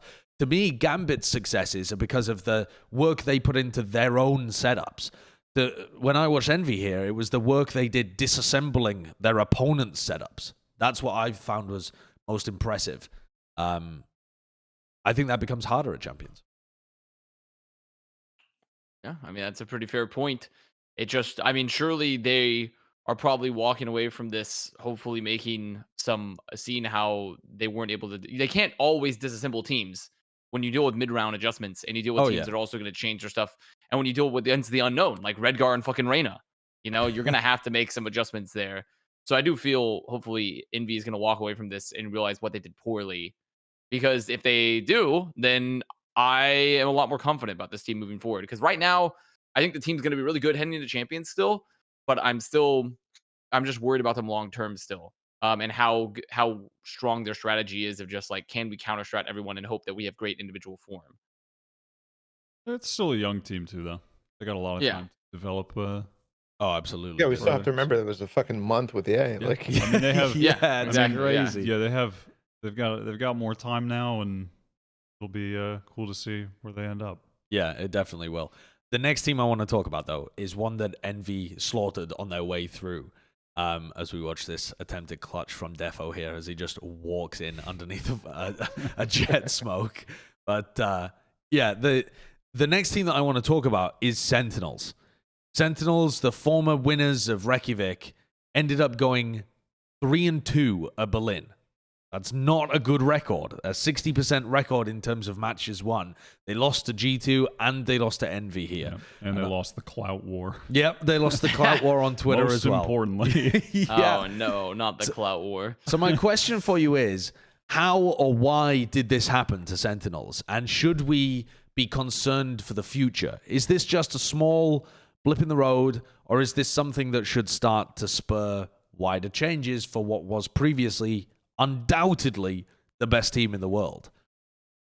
Yeah, see, that's a very tough question to answer, because I think we do just need more data, right? I mean, if a similar thing happens at Champions, then you can start to, the Sentinels fans can ring the alarm bells if they flump there. But with this just being the first time since adding tens in a major tournament that they haven't been able to succeed, and then they pick it right back up next time, then it is just one blip on the by the way, total this is their trajectory, worst placement in a tournament since they lost to Gen.G in that seeding game for First Strike. So this is their worst placement in a tournament in the whole of 2021. And also the last time they lost in a tournament to get like a 5th to 8th placement, it didn't even matter anyway because they'd already qualified. So we're talking worst performances of these guys' careers essentially in Valorant at this event. And they did actually, I mean, they came out, I thought they were pretty strong in the first game against G2, at least on the maps that they won. I thought they looked pretty amazing, honestly. That was their best series of the tournament, was the first one against G2 on Split and on Haven. They were dominant. They were playing really well. But yeah, I mean, I think one of the things that I keep seeing talked about, which is a point that I think needs to be addressed, is the Sentinels not changing things point, which, if there is some truth in that, and that teams have just, look, they're the best team, so everybody's going to watch them. Everybody knows what they do. Yeah. They understand the player tendencies. Both on an individual basis, players have modeled the way they play after players on Sentinels, and even on a team basis. They've been watched countless times by countless teams, right? So if there is truth in that, the thing is, I think, it's like, if you're Sentinels and you're at the top, when is the right time to then just decide to change things, change your comps or your approach to the maps in some way? Because I think the best time, I think you kind of need to take a loss to then change. You know what I mean? Because otherwise, why not just kind of drive the car until the wheels fall off? You know what I mean? Yeah, I do. And you heard from the players that they were beating their North American compatriots in scrims leading up to this event as well. And they just won the NA. I mean, they did win the NA qualifier despite, they don't play a whole lot of Skye, for instance. They're just running a lot of the comfort shit that they like to run. Okay, Tens is just going to play Reyna here, and we're just going to double duelist. And they're just running shit that is very comfortable for them, that was working up until right now. So now is the time that if they want to, they can look at changing things up compositionally, if that is something that they'd like to do. I mean, there are some problems, I think, that kind of got exposed, especially on Split, as they started really strong the first time they played it, and then it just kind of got worse and worse when they made sweeping composition changes, and Tens was on Raze and all that, and Sick wasn't playing Sage and he was playing Skye, and then they lose to Envy in a pretty dominant game from Envy. Those are changes that are going to have to be, there's going to have to be more thought into them, and there's going to have to be more server time done with those changes. And maybe those will eventually be good changes. Maybe they won't be. But yeah, but you needed a loss first. I think that's kind of my main point is, I don't know, if you're the best team, when do you just decide to make a change just because? For the hell of it? Yeah, that doesn't seem very smart. I think that's something that the EU teams do really, really good job of. Like, they're always constantly trying to fit something in. Some of them go way overboard. That's for damn sure. But for example, Gambit, right? Like, coming in with extra Skye, extra Astra, like just these small little adjustments And honestly, that's the reason why I liked Sentinel so much leading into Reykjavik, was the fact that they did embrace the changes. They did embrace Astra. They did embrace Astra Viper in certain maps, right? Yeah. And there was none of that. We actually talked before the event started. We said if they do not come out with something slightly different, it doesn't have to be massive. It doesn't have to be massive. Then it will be disappointing. And they didn't come out with fucking anything compositionally. Well, just as a small counterpoint there, one of the things that I did like in their opening game against G2 is that they'd made a small adjustment to their split composition with Dapper playing the Viper on that. That was brand new. We'd never seen Dapper play Viper on that map before, and it thematically fits with how he would like to play. It changes things up in terms of the timing, the utility, but it doesn't change things up too much in terms of his role on the map. It gives him more options to work with, and he can then swap between that and the Cypher and other stuff to just mix things up a little. And also, they did try to change their comps when they played against Envy. They added the Raze and they added the Skye. It just didn't work. So they did try something new, but it wasn't developed. But it feels more as exactly. It feels more as a reaction to, oh shit, like, we're not playing great right now. You know, and even the Viper on split thing was a meta thing that everybody was playing in scrims, right? Like there was how many teams? 4 teams that added the Viper on split. So I don't necessarily even think that was. Yeah, you're right though. Maybe I shouldn't speak in such broad terms because you're absolutely right. Still though, when you look at even the gameplay, the way that they're playing is, I mean, they don't really have that wide breadth of stuff anyways. But like on Haven, for example, it's very much exact same stuff that Sentinels always does, right? There was no extra like aggro down mid or anything like that, or like, and those are just like, that's just a basic example. They were always playing Dapper on C. Like sometimes they'd play that retake setup. Sick was always in garage and got actually a hard red pretty heavily with that on Phoenix a lot of the times. He did. Yeah, I agree with you, and I think that's certainly part of why they got beaten multiple times. The first game that they lost, the first map they lost at LAN, was Icebox against G2. And you could see that G2 were mega prepared against what they were going to do. Particularly Nuki, playing the Raze, sat back at Belt, just waiting to control aggression coming towards him from Shaz and Tens. Yeah. And he just had a good read on where they were going to push from and shut them down many times. I think Shaz ended up with 4 first deaths or something and only 1 first kill. I can't remember the exact stat, but he went significantly negative in terms of those early duels because Nuki was just there ready to take him on. And he got baited into some of those peaks as well, like literally because the utility they're using right at the bat. And it's mind-blowing that shit never happened, for example, with Fnatic when they played them, where he just gets all this free space. But maybe that's because more games have been played now. Because so many times it's just like, oh, we know Shazam likes to peek top pipes or bottom, like underneath by the orb, or push towards the belt. And they're just like, here's some shock darts. Here's a Viper Molly. You can't do that anymore. Okay. Yeah. So I think that was impressive anti-stratting from the other teams. But one of the biggest things that I've come away with the impression of after Berlin from listening to the Sentinels players on stream afterwards and what they've discussed.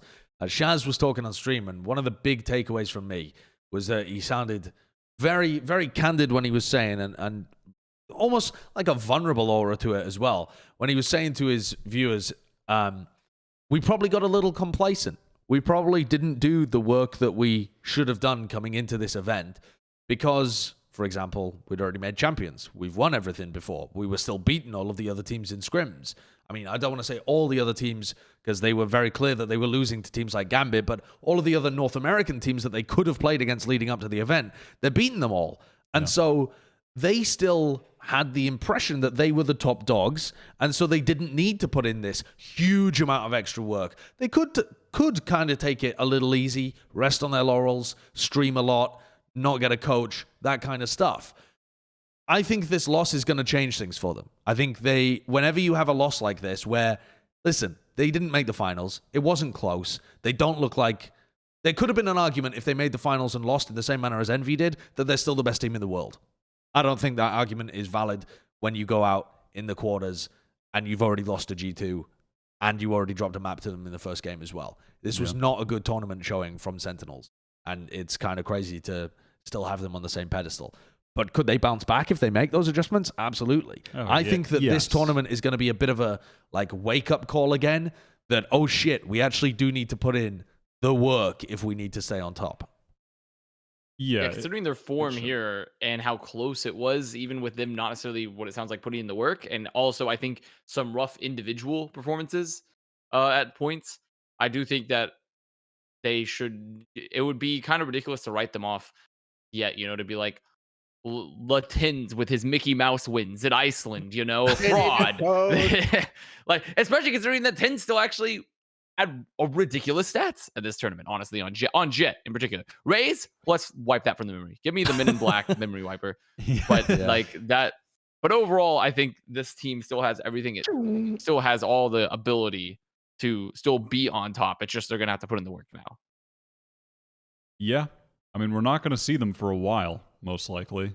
So it'll be interesting to see what happens when we finally do at Champions in whatever, like 2 months, 3 months almost? I mean, 3 months. I hope there's going to be some independent tournament before that, because 3 months is so long to wait to watch the best teams in the world play. It really is, yeah. But it'll be interesting to see. I mean, if that is the case, I will be looking forward to seeing what changes and if they can bounce back from what has been, the worst Sentinels tournament. You said in 2021 or just ever? Yeah, in 2021, but also really when we're talking about big tournaments, that is ever. They've as never, I can't think of another time where they've gone out before the semifinals in a tournament. Even not in any major Ignition tournament series or anything like that. Yeah, I mean, like their first it's been ever showing. Long time. Yeah. The first time in the whatever, like the T1 charity tournament. Whatever it was, where they ended up going out in the early rounds. Ever since they've been a good team, they've always been able to perform better than this. So it's Balla, what do you think the most important thing is? If you were to say working on one thing at a time, maybe improving agent pool depth, adding a coach, doing a bunch of prep or counter-stratting, what is the first thing that Sentinels could work on in order to bounce back for Champions? I don't think it's any of those, to be honest. I think they need to help Shazam more. And I'm not saying get a coach. I think that Dapper, Sick, all those guys need to be involved in every like aspect of their team, more than just like, because to me, I watch all these interviews and I see Shazam being very candid, like you said, but beforehand, Shazam is like, we want to win everything. We want to win everything. We want to win everything. Yeah. And the rest of his team is like, it's a fucking seeding match. The interview he gave with Dapper, like, yeah, sure, some of that's not serious. It's all a joke, really. But that it's real in some aspects. Like, some of the guys are definitely thinking like, whatever, who cares? And it obviously shows, given the fact that they were complacent, and there's no arguing that they weren't. So I think that needs to be attitude shifts from them, so that is at the forefront of their minds. They need to put in the work on top of everything for them to stay on top. And it's not just Shazam. It can't just. You don't think a coach would help it at? Of course, it would at all. Of course. Yeah, because also even if it was like, because I don't know the exact stats, right? But how many pack timeouts were even called by Sentinels at this event? I think it had to be on the very the lowest of many teams, right? Like a very low amount considering the amount of games that were played by them. Like them and Envy, because they were the teams without coaches. Yeah, I think Sentinels called even less than Envy. Yeah. So I'm pretty sure there are definitely moments where you need that, even if the person is not going to necessarily add to be like, they might not be as smart as Shazam about the game necessarily, right? You don't necessarily going to have someone with that sort of IGL brain, but someone to at least keep composure for the team at times and to make them sit back and be like, what's going wrong? What do we need to do? Versus just round, keep playing, right? Like, so I think the wrong coach could hurt them, though. True. Like, like he could add tons of prep or whatever and help, but then it alienates the rest of the team, type of stuff. Like, that could definitely be a thing. And I think they need to take their time on a decision like that. It's not like they weren't looking for a coach. I mean, they've already stated that they've been looking. Yeah. They just can't find somebody who fits them. Oh, Wyatt. Wyatt, time to go coach Sentinels. No. Yeah, time to go coach Sentinels. There you go. Tanny, the coach of SMB, is looking for another job as well. Really? Yeah. Well, he's out of SMB. No, he's not out of SMB. Yeah. He just said that he's open to other offers while they while they, I don't know, renegotiate the deal or something. Oh. He probably had a deal that just lasted until Berlin. You know, some kind of temporary of contract that until Berlin, and he's like open to other offers, but also considering re-signing with SMB, I would imagine. Yeah. I think last point on Sentinels that I think maybe we could talk about is the TENS agent pool discussion. Okay. Yeah. And whether or not it is a problem, how much of a problem is it if it is a problem, etc. Because that's been the point of a lot of discussion, given, you know, it's easy to remember the last thing that happened, and the last thing that happened was TENS bottom fragging on Raze, doing nothing on split against Envy, as Sentinels get eliminated in their worst showing yet. At other times in the tournament, his Jett was still nasty. On the map just before that on Haven, he dropped whatever. I mean, could you click on that game actually, Kurt? I just fucking remember how many kills he got on map 1 because it was a lot. Yeah. He was 30 and 17 in that game. I mean, he popped off. He actually dragged them through that comeback. He really did. Winning round after round for them. I mean, he was still nasty on the Jett. Even in the games on the group stages on Jett, he was still nasty. His Reyna games were and that one Raze game was not good. And it brought me back to Iceland, and I know we talked about this on stream a little bit, but pre-Iceland, one of the reasons I was worried about Sentinels was because I felt that on their qualifying run when they barely made it, TENS playing Reyna was a band-aid fix, and it wasn't the ideal. They weren't running ideal comps for the maps that they were playing, but it just didn't even end up mattering in Iceland because he just rolled everyone so hard individually on Reyna that it wasn't actually a factor. And he was just playing comfort role because on that qualifier to Iceland, when he was playing Raze, it was never working. His timings were not that good. He often found himself in way too deep on some of these site hits where other Sentinels players weren't able to actually trade for him. He'd be blast packing in too far, and it looked like he kept putting himself in situations where he really would have wished he had a dismiss. And then he just ended up playing Reyna, and it worked. It didn't work as well at Berlin. Is the agent pool of TENS a problem? Was this a limiting factor for them here? What do you think, Balla, Avast? I mean, I definitely feel like I feel like for TENS at least, the agent pool probably a limiting factor, because when you look at his Raze in particular and some of the maps where they maybe want to try something different with the Raze, particular split, yes. Like, you look at TENS' agent pool specifically, because I think his Jett was incredible still. His Reyna was fine. And those are two of the most important duelists. It's just Raze that kind of hurt them. Across the board, though, I mean, they still kind of have a wonky thing going on at times. When you look at, like, Shazam, like, particularly on Icebox and putting Dapper on Sova. But I don't know. Is that outside of the really glaringly obvious Raze pick for TENS? I don't really know if this is an agent issue or just them not adjusting and changing for Berlin in time outside of the Raze pick. And then maybe, like, you could maybe argue like the Dapper Sova on Icebox. I actually think they should lean into his limited agent pool. I think that TENS is the specific type of guy that you just want him to be focused on the one thing, right? And you get him doing too much and everything suffers, you know? I honestly think that they should take Shazam off of Jett in some of those instances. Not necessarily on split, but maybe Icebox, so that they can fill the gaps that Avast is talking about better, right? Because TENS can do the stuff that Shazam does. Of course he can. Why was that ever like?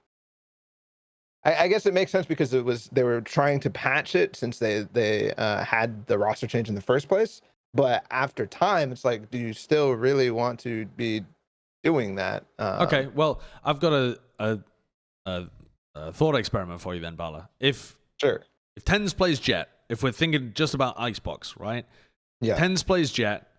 Shazam moves probably to Sova in that instance. Mm-hmm. Dapper probably shifts over to Sage, you would imagine, because Dapper's not going to play another duelist for them. Sick ends up being the player that has to fill a lot more roles than for the team. He has to, and he's great at filling roles. Like, see, his Raze on Icebox back in the day, or was it him or Sinatra who was playing Raze? One of them was playing. Sick was definitely playing Raze at some point. It was great. I mean, you could. Like, he's been playing Raze for them on. I mean, theoretically, Bind. you could even. I don't know. You could run like put him on Dapper Skye. Killjoy. Yeah, you could run Dapper Killjoy keeps Sick on Sage. Yeah, You know and just what I run mean? the solo duelist. You Yeah. could do that. When I'm thinking about It unlocks the players who can be a little bit more flexible to be flexible. well, part of that though as well is that I wasn't impressed by Sick Skye over the course of this whole event. Me neither. Me neither. I think Sick has been excellent at playing the Phoenix. He's definitely the best Phoenix in the world, but Phoenix is dropping out of meta. So you need to pivot. He's also been excellent at Sage. He's probably the best Sage in the world as well when it comes to his split performances and also Icebox as well. Right? So I'd absolutely have him up there on those two roles. Once you start getting outside of that and you're looking at his Raze on Bind and you're looking at his, a ton of the other stuff that he plays as well, I'm wondering if you're spreading the guy too thin, like so much butter over too much bread. If you have him trying to play everything for the team to try and make up the fact that TenZ is only going to now play Jett, I think the guy's performance is really going to suffer. The addition of Skye, because they didn't have him hardcore focusing on it, he didn't look good. I think that TenZ can't do what you guys are asking him to. And I think that Sick can. Just straight up. So that's the reason why I lean towards that than anything else. Sure, Sick maybe looked underwhelming on Skye. Sure, he might have been, spread too thin in previous times as well. But he's also shown that he can be spread too thin and be fucking fantastic no matter what. Right? And TenZ has shown that he can. This is now 3 tournaments basically through stage 2 to Reykjavik. He just went back to whatever, and then now in Berlin. You know what I mean? I see what you're saying.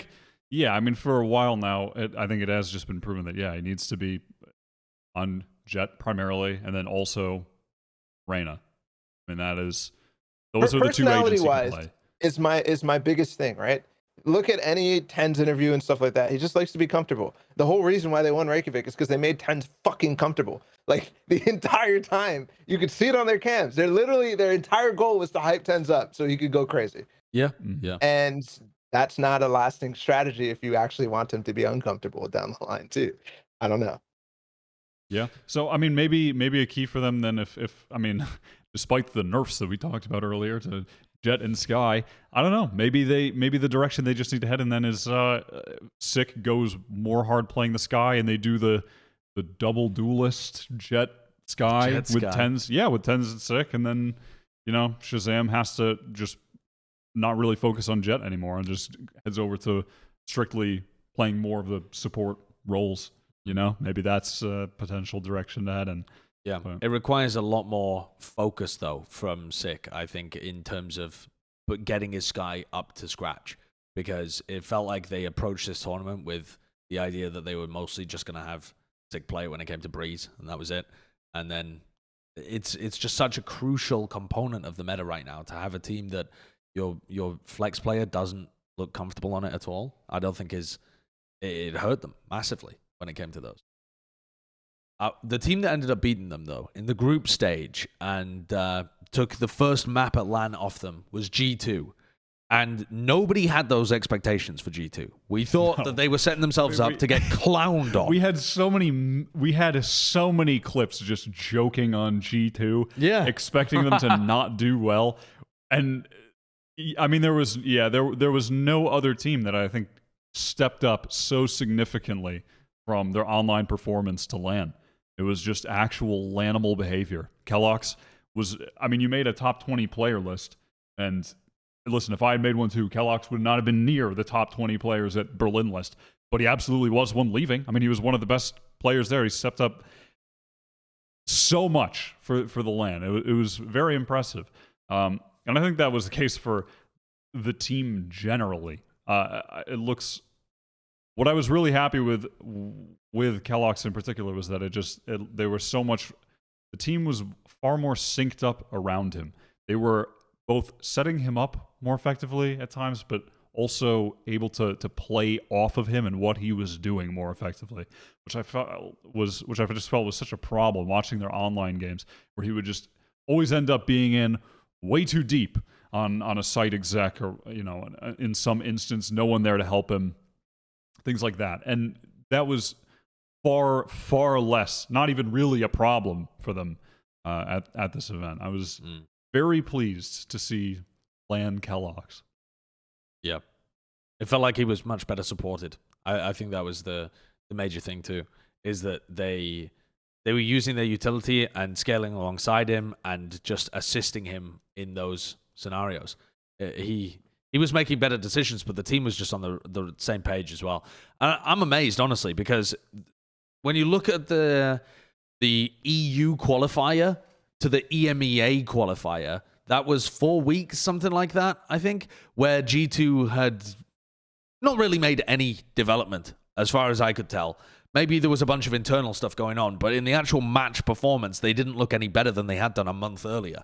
And you're thinking, all right, well, there's 2-3 weeks until they get to Berlin. How can they get much better from EMEA to Berlin when there's so much less time? And yet they did. They looked really good. They'd come in with a great read of what their opponents like to do. They hard countered Sentinels when it came to Icebox. And then the second time they played them, they anti-stratted their split game that they played prior to. They got whacked on split the first time around, 13-6, and then they made adjustments to counteract that.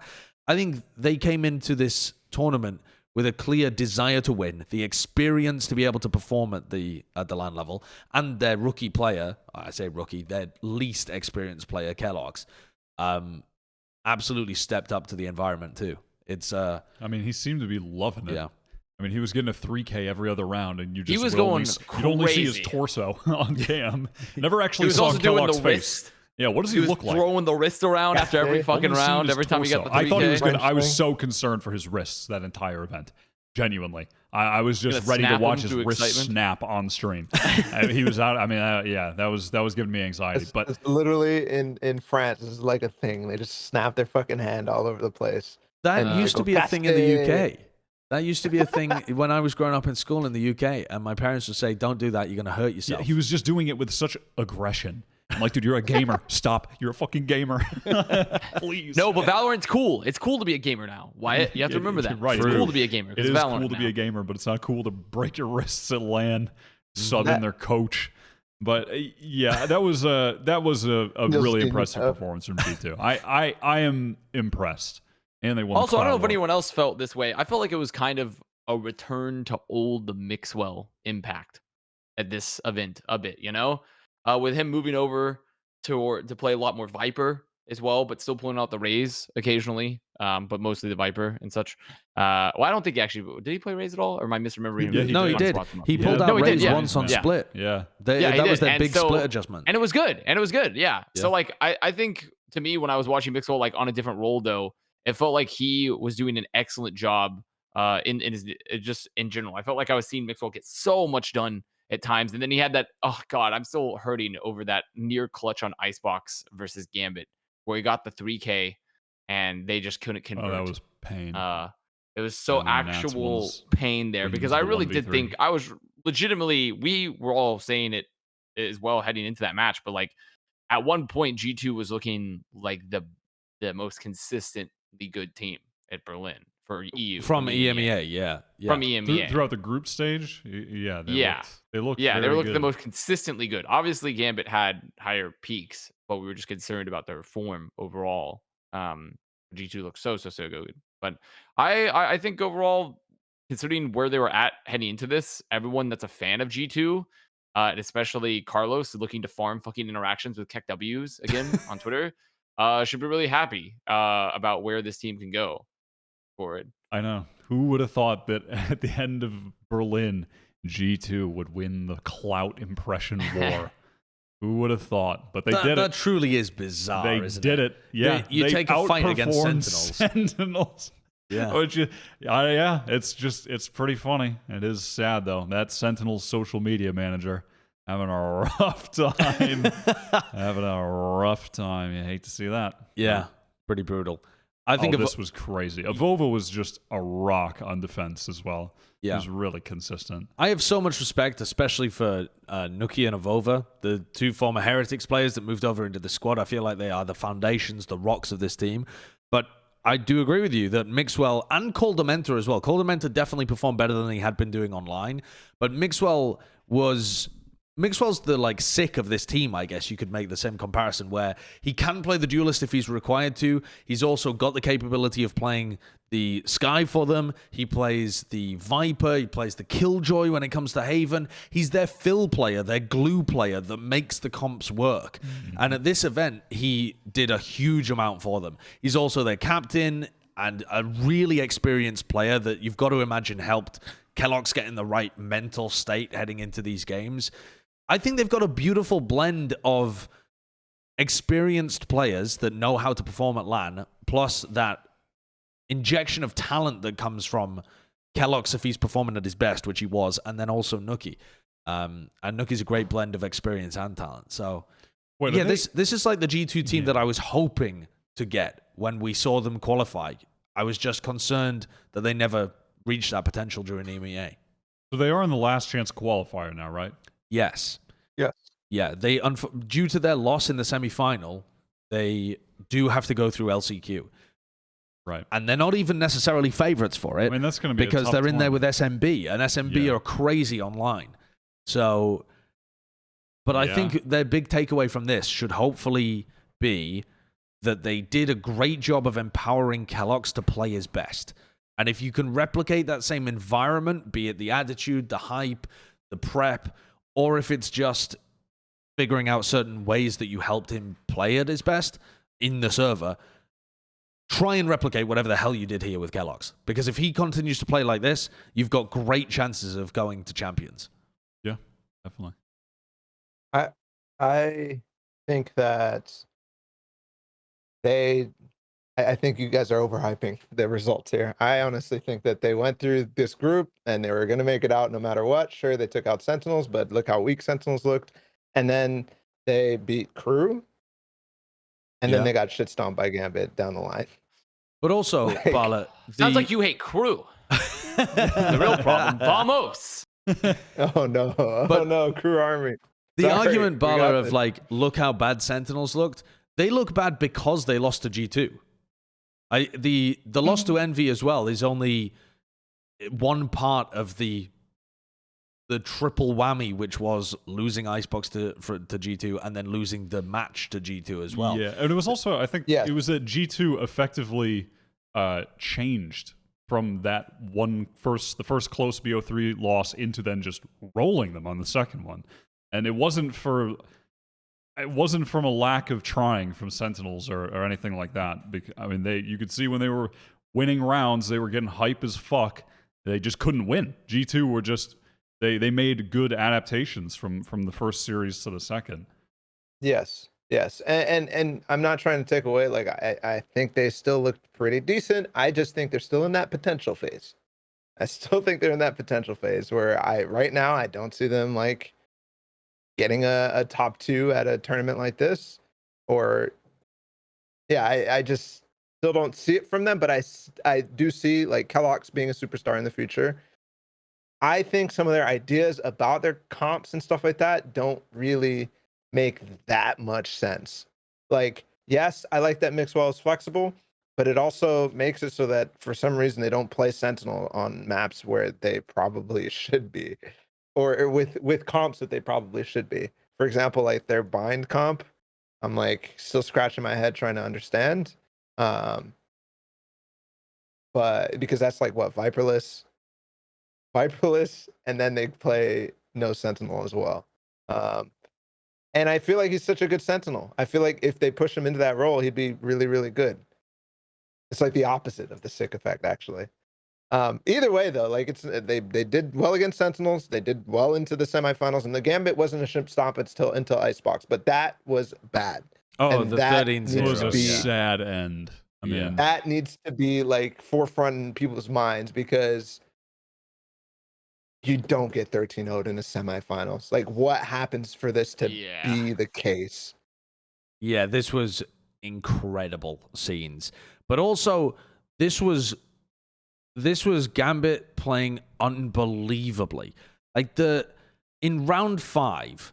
Can we bring up round 5 again, Kurt? I mean, which was the mix. I mean, as soon as you saw that, it was just, oh, this is over. It's just done. I mean, this game is just over. You can't win after that. That round should never be winnable for Nats. Mixwell makes an insane play to kill 3 of them as they enter into the A site, and then Nats still manages to recover it. I mean, okay, Gambit are up 4-0 at this point, but this is still so recoverable. I don't think this is the right I mean, 4-0.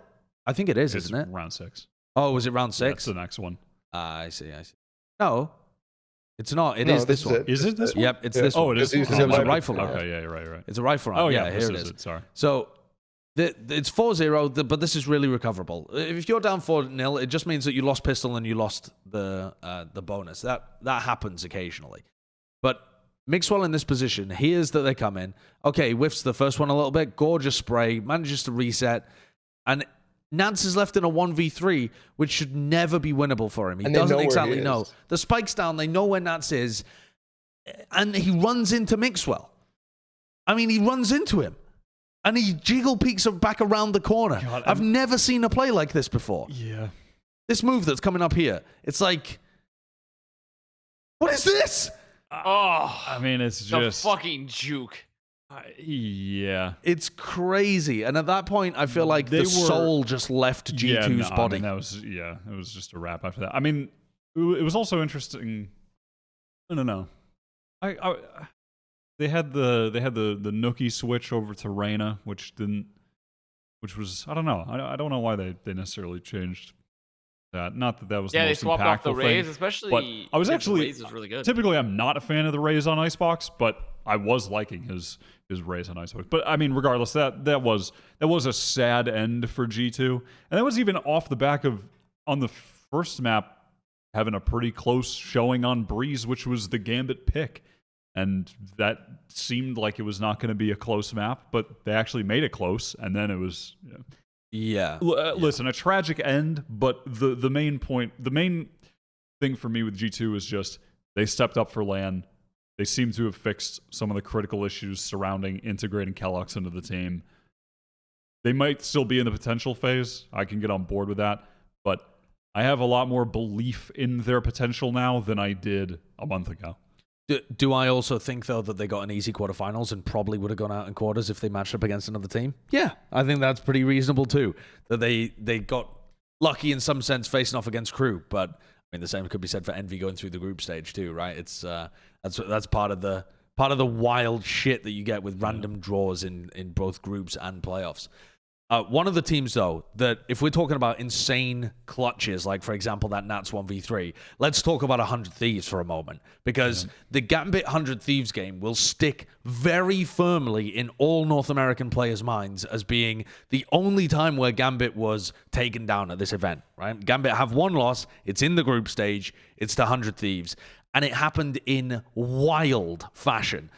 What were the scores here, Kurt? Can you just scroll down a little bit? ACEND, they stomped them. It was like 13-5 or something. 13-5. Yeah, and 13-5, and they go up 11-3 on the next. Came out the gate fucking swinging on ACEND, too. They were playing really aggressive off all the flashes that they had. They were trying to fight Cat constantly, always fighting through mid.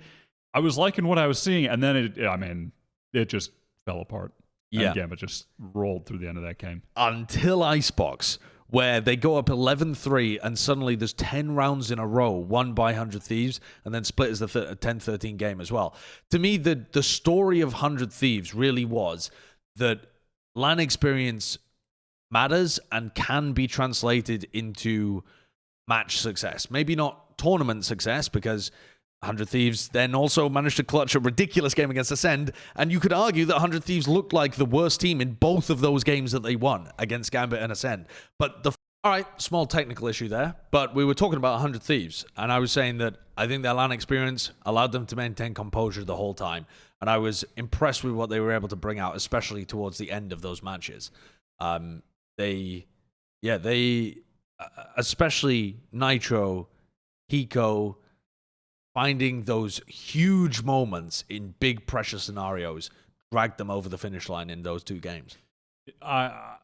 Yeah, I mean, Nitro is just an honest-to-God American hero for what he did on Breeze.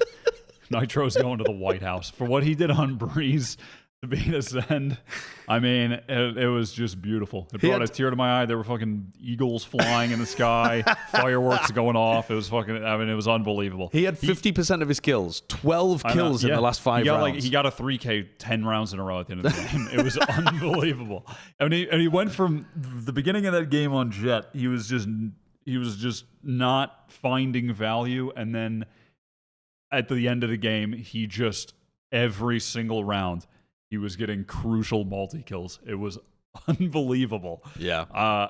Yeah, I mean the composure from him. I also not just that Jett game, but I really think he's the best controller right now. He is just so consistently good for them. His Omen, I think he's the best Omen.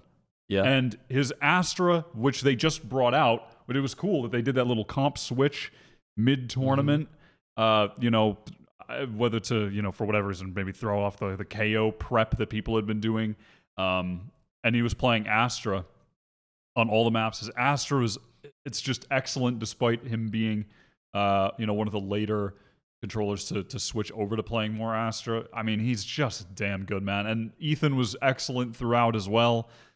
Just really, really good consistency from those guys. And I think that and Austin had some good maps. It wasn't all amazing, but he did have some really good maps, like the split game against Gambit. And I'm sure it helped for him as well, this being his first big event, having just these composed, experienced players around him for an event like this. Must have been incredibly helpful as well. Yeah. I mean, composure definitely the name of the game for this team, considering they had 2 amazing comebacks in this tournament. They had 2 incredible fucking comebacks. On top of that, they also did something that was a very interesting curveball in terms of swapping off the KO, going back to Killjoy. Yeah. Later on in the tournament, and just completely changing their game plan around and how they were playing. Yeah, I don't know what the community narrative is around that, because it seemed, I like the idea of it, okay? Coming into an event like this where you've had weeks to prep, you've had like 4 weeks after you qualified to try and, no, maybe it's not 4, maybe it was more like 2, 3. I can't exactly remember, but you've had some period of time to prep after you've already qualified. If you can change your comp slightly, and especially in the case of 100 Thieves, where you can go back to what you used to play, you can use your old setups, old kind of defaults, with Steel moving back to a Killjoy, for example, but you throw a big curveball to your opponents because they're expecting you to play a certain style and you shift it all up, you ruin their prep. I think that favors you a lot of the time. But then it also looked really wonky for them sometimes too. You've got to remember, you only get comebacks like 100 Thieves if you start down. You can't come back if you're winning the whole way through. You have to be losing at the beginning to have these incredible comebacks. And so as much as it fills you full of this adrenaline watching it occur, they were so close to just having a much, much worse tournament. Had they ended up losing to Gambit, or had they ended up losing to ACEND, this would have been an underwhelming performance from them, and they still didn't manage to beat their local rivals in Envy. They kind of got trounced in that game. So I do think it was an amazing LAN from 100 Thieves, and they proved all of this experience being worthwhile. And they are a team that's built for LAN. But goddamn, did they require that incredible performance to be able to make it through the bracket? Yeah, that is a scary thought, right? But how do they even patch that, right? Because to me, everybody was already good on an individual level, even in the times where they were down, right? Ethan was fragging out, especially on ACEND at the beginning of those games where they ended up going down in some cases. Asuna, after the Gambit game, like in the Havon Liberty game, he was whatever. And then in the Gambit game, he started off slow. And then Icebox hits, the second half hits, and he just starts popping off. And he doesn't stop after that. So there could have been like starting issues for him. But either way, he looked really good. The problem, to me, is their game plans looked phenomenal the entire time, yet they were still losing. So I'm questioning. I'm still trying to rack my head around how is it even possible that they were in those situations. Because against Ascent, not against Envy. Envy, I think they just got shit on. Game plan didn't work at all. But against Gambit and against Ascend, to me, they looked like the better team the entire game. The entire game. Yes. Especially against Ascend. When they were, yeah, because I mean, against Gambit, they were getting trounced on Ascent and they're down 11-3. I felt like it was only Ethan that was playing to a decent level in the game against Gambit. I thought when I was watching the POVs of Asuna or Nitro or Hiko, for example, Steel as well. I think Steel was like 0-8 or something in that first half of Icebox. Yes. I felt like they were very slow to warm up in that game, and it was only Ethan keeping them in it up until the rest of the team stayed alive. I mean, from a team and game plan aspect. Okay. Right? Like even against Gambit, the stuff that they were pulling out with KO was insane. Like, it was mind-blowing to me. Like, the Sean Garris Telestrator segment, you guys remember that? Because we could actually watch, like, Steel's POV. He was consistently hitting these nutty knives that had insane value, not only for info, but to like leave a specific gap in Gambit's play. And I'm just like, wow, okay. And Split, that was a big deal down the line. However, it wasn't backed up by everybody in those moments all the time. Sometimes it was Ethan, sometimes it was Nitro, sometimes it was Hiko, but never everybody at the same time. So it was always like slight timing differences or slight over peaks at some point. But the whole idea of the game, I always felt like 100 Thieves was in control until Envy.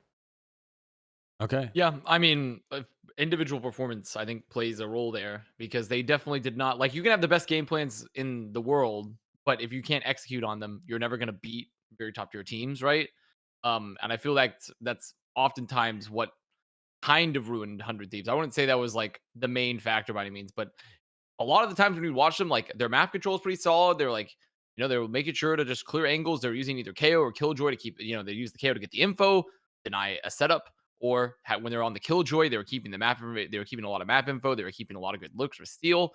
But the problem is I felt like there was just very up and down performances from a lot of players whose name was not Ethan, essentially, on this team.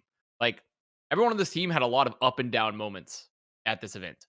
And it kind of was like there were some fucking clutch plays that happened for both Nitro and Hiko. Asuna popped off one map, was invisible the next.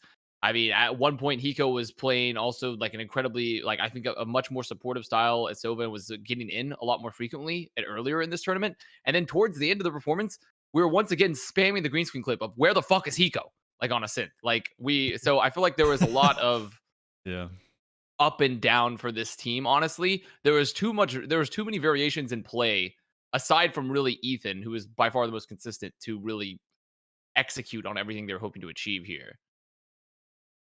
100 Thieves also have to go through LCQ, which is a major miss for them. I mean, it is unfortunate. It's a very dangerous tournament. Yeah, we'll talk about it much more as we get closer to LCQ, but just a brief look at it. They are the favorites, but Xset are breathing right down their necks. There's Cloud9. Yeah, I mean, new Cloud9 with Vanity as well. It is a dangerous tournament because you have to win it to be able to get out. I mean, shit, even some of the other teams, like Rise, even, like TSM. Oh. Yeah. Oh, wait a minute. Wait a minute.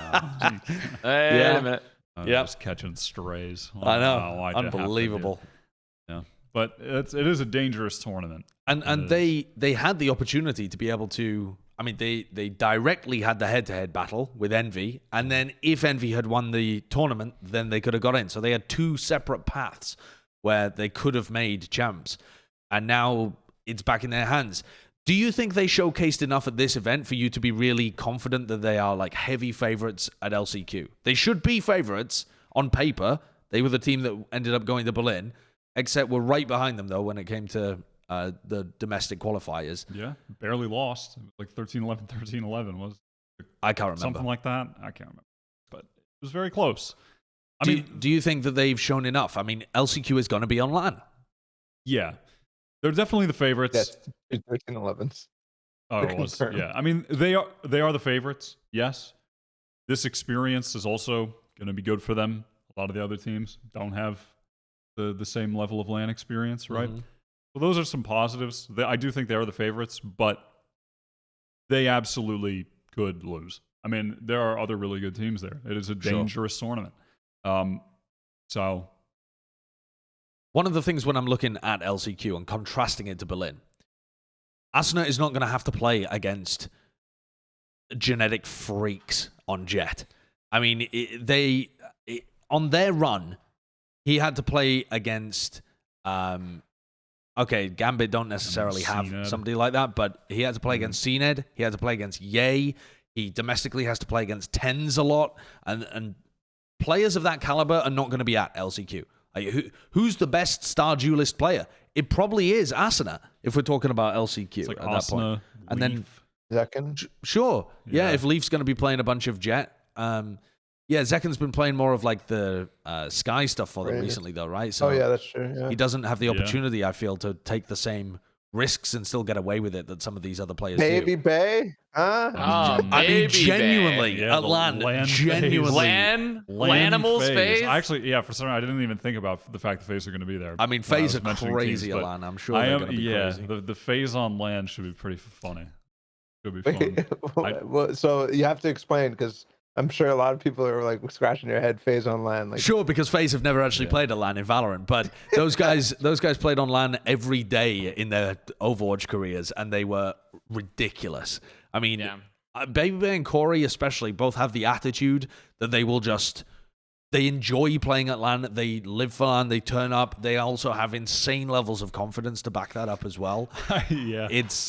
They're gonna be some beasts. behavior. It's gonna be a little like, I feel it's gonna be like Heat and Murray's, where they are activated when it comes to LAN and they just try to duelist diff you. So that's another thing that 100 Thieves have to look forward anyways. to. Yeah, exactly. Except it's even better when it comes to the LAN environment. I think that outside of like the unknown quantities of some of these teams like Cloud9 and I guess what the fuck is version 1 doing right now, by the way? Picking up Odorous. Cloud9 and maybe FaZe because of like the LAN experience thing. 100 Thieves are heavy favorites. And if you think otherwise, I think you guys are smoking. I think they're like especially considering their experience in Berlin.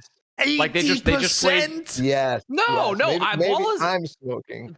I think Balla's is not a bad read on this, simply because the amount of they just got to play against all the best teams in the world too. Sure. They literally just got to go play against the best competition in the world. Yeah. And it's not, but also they probably need to integrate Fracture. I mean, this whole discussion needs to be. Yeah, this whole discussion needs to be tabled for another episode, I think, when we're talking about LCQ. But let's talk instead about the team that 100 Thieves beat.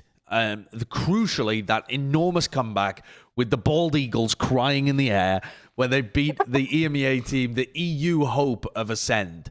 I feel like this was a disappointing tournament for ACEND. Even way back when we were looking at the EMEA teams months ago, ACEND looked clearly head and shoulders above everybody else. They were head and shoulders above G2, the next best EU team. They looked to be better than Gambit at the time as well, based on what Gambit were doing domestically, although that didn't end up panning out in that direction. And yet, finishing in third place in the EMEA and then finishing in quarters to the 100 Thieves is certainly not where people had them pegged. Do you think this was a disappointing tournament, or just what you should expect when it comes to the level of competition being increased? I think it was disappointing, and I think they were one of the teams that suffered the most from the LAN environment and lack of experience. I think there were a lot of nerves there. I think, unfortunately, in this game as well. I mean, ACEND was still popping off. He was playing really well, but I don't know. I think like a lot of people, there was a lot of pointing out that Bone Cold had a really rough series against 100 Thieves, and I don't know, some of these guys who are just getting their first major LAN experience that also have to IGL for these teams. There's not a lot of experienced IGLs in the scene. That just felt like, to me, you're just watching a fresh IGL kind of like overheat, just trying to be the in-game leader. He's so much focused on that he can't even focus on his individual game really at all. He's just so concerned with being the in-game leader in those games that he can't perform individually. That's what it looked like to me. What do you say? That is exactly my read too. Bone Cold just did not necessarily. I don't want to say that he didn't step up to the plate, but there was clearly. I mean, watch the Haven game against Vision Strikers, for example. Like there was clearly no thought going into. I mean, not no thought, but bro, the strats they were running, they weren't even running strats. They were like, oh, he's placing a alarm bot here. Let's just kill it and then run at it, like type of situations. You know, like the most puggy, the most very, very basic things were being called, and it all comes down to obviously IGL, but in general, the rest of the team too. You know, so you say nerves and stuff like that, and the rest of the audience is probably like, "What the fuck are you talking about?" Like they were laughing and smiling the entire time and clapped like the whole real Rocky thing in the first game against SMB. That shit was so hard covering up nerves for sure. Yes, for sure. Absolutely. Like they're just doing it because they don't know what to do. Like in certain cases, they spent whole timeouts fucking clapping. Like, what are you doing? How can that be a thing when you're down? You're down in score. You call a timeout to dance? Like, what is that? Dance? I mean, what is the dance? If you are struggling with nerves, though, those kind of things can help you psychologically get back into the game. Those are like things that people recommend, is to do group activities like that to get everyone on the same page, get you pumped up, get the conversation flowing as well. Especially if you have players that like to go silent. You know, there's different ways that people can tilt or can have their mentality affected. Some people rage, some people stop communicating, and doing that kind of stuff helps get people loose again and start them communicating. Yes. But I absolutely agree with this take that ACEND looked like they didn't have a good... they didn't have enough composure to be able to deal with what was being thrown at them. And that is a night and day difference between them and 100 Thieves. When I talked to Boncold after the game against Vision Strikers, he was explaining that he got caught out individually so many times on the A side of Haven that he just decided we can't go A on Haven against Vision Strikers. That's not an adjustment that you can make as an IGL, but it's a very reasonable one to make if you feel overwhelmed in the game. If you just feel overwhelmed and you don't have the time and the focus and the mental bandwidth to be able to solve the issue, then it is quite reasonable to just go, right, well, fuck it, we have to just go in the other direction then. And that's the kind of stuff that I was noticing from ACEND, especially in that, and then on Breeze when it came to the game against 100 Thieves as well. They didn't make the adaptation. They lost, what was it, 9 rounds in a row or something? Maybe it was only 8. I think it was 8 rounds in a row because they were down 12. They were up 12-7, and they ended up losing 14-12, I think. So what is that? Yeah, 7 rounds in a row. I can't count. But yeah, that's okay. This was Matt Genius Wyatt can count. Don't worry, he got you covered. Yeah, I can count from 7. That's why he should be the new coach for Sentinels. He can count.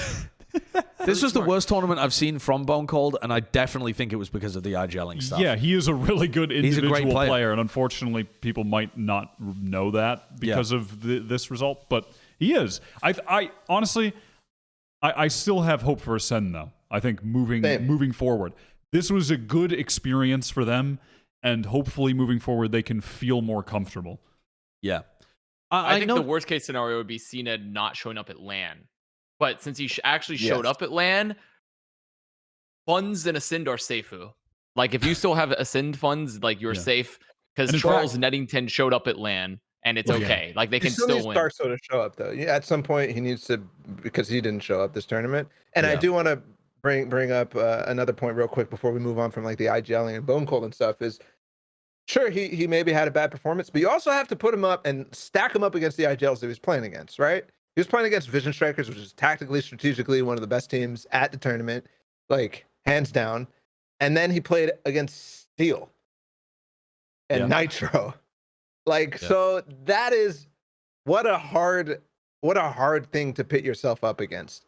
Two of the best IGLs in the history of IGLing in TAC FPS. And you get a rookie IGL playing on LAN against them for the first time with teammates that he's, never necessarily. I don't know if they boot camp before. Yeah, they actually did. I know that for sure. But still, like, that is a tall task. and unfortunately didn't rise to it. But that doesn't mean that he can't do it again in the future. Right. I think they'll come away with a lot of learning components from this game as well. And one of the things that I wanted to just put a cap on this with, there were a lot of people in, the Reddit threads and Twitters and stuff saying, does X team need a roster change after Berlin? All the teams we've talked about so far, Gambit, Envy, Sentinels, G2, 100 Thieves, ACEND, I don't want any of these teams to make roster moves heading into Champions or LCQ. I don't think that would be a positive move for any of these teams. I think they all showed enough to be able to get on this run that they can fix their game with what they currently have. I don't think they need to make any significant moves to their rosters to try and solve issues. I think at this point, those teams are good that they can all do stuff internally. I'm being contrarian this entire episode, but I really think that Gambit should make a roster. Gambit! He's so fucking. Don't just cut the feed. Cut the feed. He's off the goop. Oh, they need to star Jett, do they? Cut Redgar. Cut Redgar. Get bone called into IGL for them. Spine too curved for Redgar. Get him a straight spine player. Get him one of those. Yeah. Yeah, it's going to be interesting watching ACEND play at Champions. I think that's my biggest takeaway from this. Let's see what happens for Champions though. Depending on what happens, and for LCQ, do you think would you say after these events, if teams that you expect to do better, let's say 100 Thieves don't get out of LCQ or something, right? Oh yeah. Let's say ACEND does really poorly at Champions, again, they have a Berlin level performance again. Do we look at roster changes? Yeah, I think that's fair. Heading into 2022, the whole new tour is about to start. The entirety of VCT would be kicking off. If you get dates and you realize you have a 3-month gap or something in a bit of an off season where you can make those adjustments, that's going to be a conversation to have at that point. Not right now, I think. Yeah. I think they're going to choke at Champions too. Not that that's a bad thing for them. And once again, I still have hope in that team, or in the team. I just don't see them fixing their issues for Champions with what the schedule is in the EU. There's nothing. You mean because they just don't have enough LAN experience or reps? There's obviously no LANs, but there's also no online tournaments. There's barely anything for them to play with high-level opponents. I want to see them grind the fuck out of those low-tier tournaments. And that's their only opportunity for me. If they do that, then I think that there might be a possibility for them to do well at champs. But besides that, no shot. Okay. There's too much for them to fix. I want to throw a hot take at you. It's a hot take that I've been cooking up while I was on the couch. Dying to get this one off. I've been dying for it. And I want to get roasted for it as well. Were Vision Strikers the second best team in Berlin? That's my hot take. That's my thesis. Oh, people are going to go crazy over this one. Absolutely. And people already did go crazy when I was talking about it on the couch as well, because they take it as downplaying Envy, who actually did make it to the finals. And all right, Envy didn't lose a map until they played against Gambit. That is an incredible feat as well.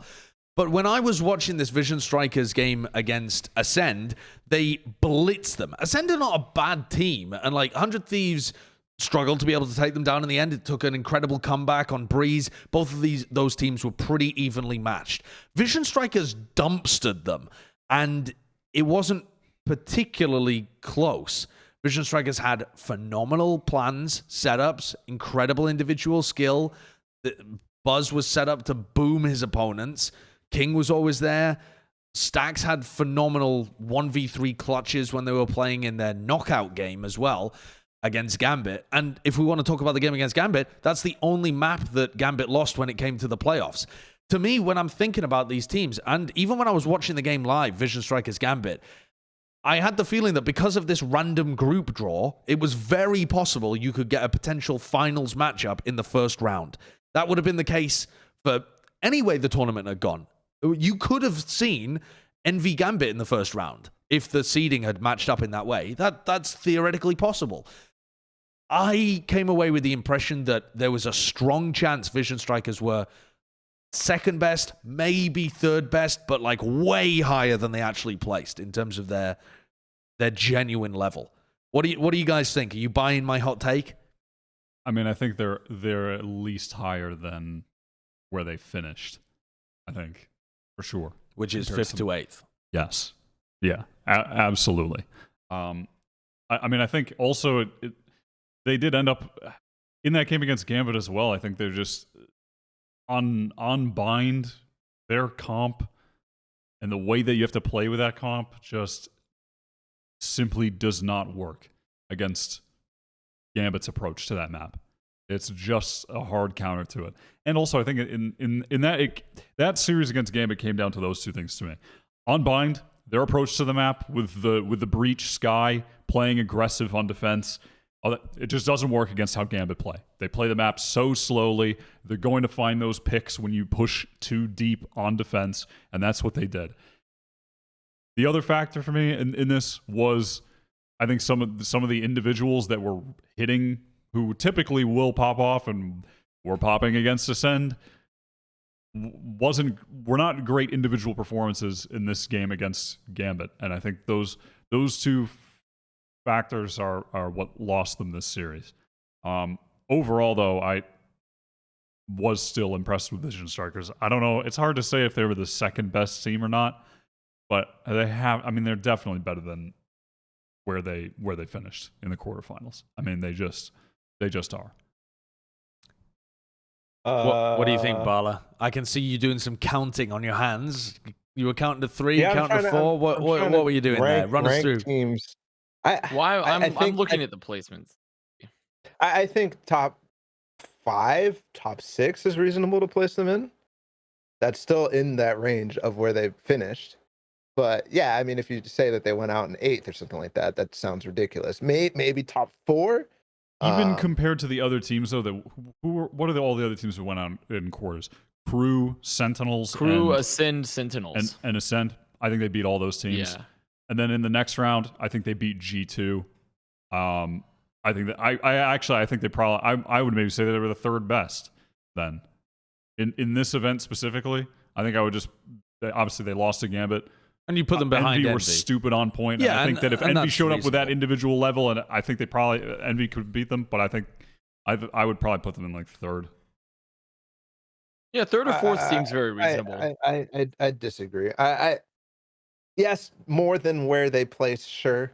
3rd or 4th, maybe 4th. You can make an argument. 3rd, I think 100 Thieves is far and away better.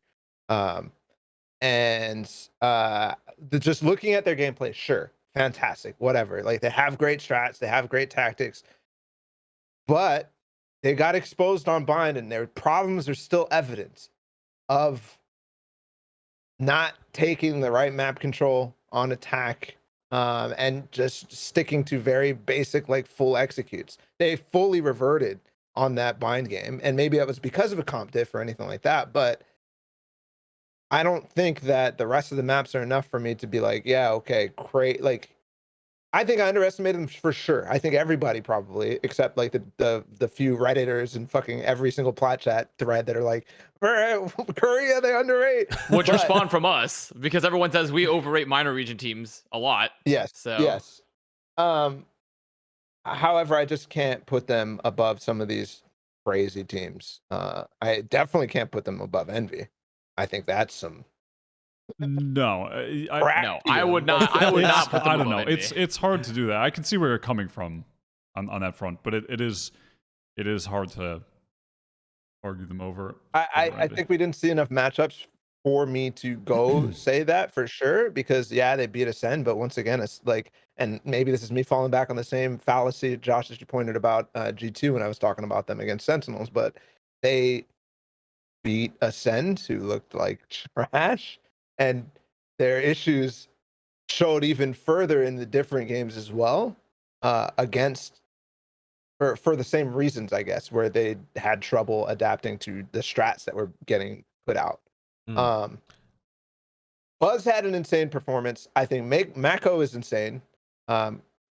However, to make that all fit is really hard.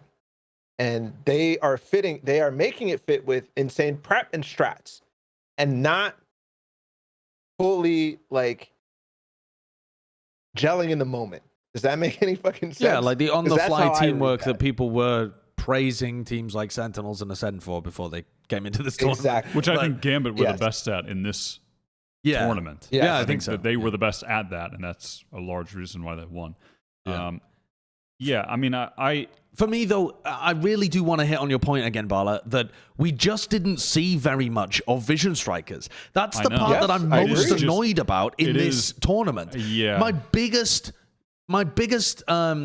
problem with Berlin as a format or whatever is just that we didn't get to see Vision Strikers very much. We saw them dumpster their group. They shit on what a lot of people were still considering the best EMEA team, ACEND, but a lot of people still power ranking them above Gambit coming into Berlin. They dumpstered ACEND, and then we only got to see them one game against the eventual winners. If we had the opportunity to have a double elim bracket like Reykjavik, we would have at least seen them go up against another good team.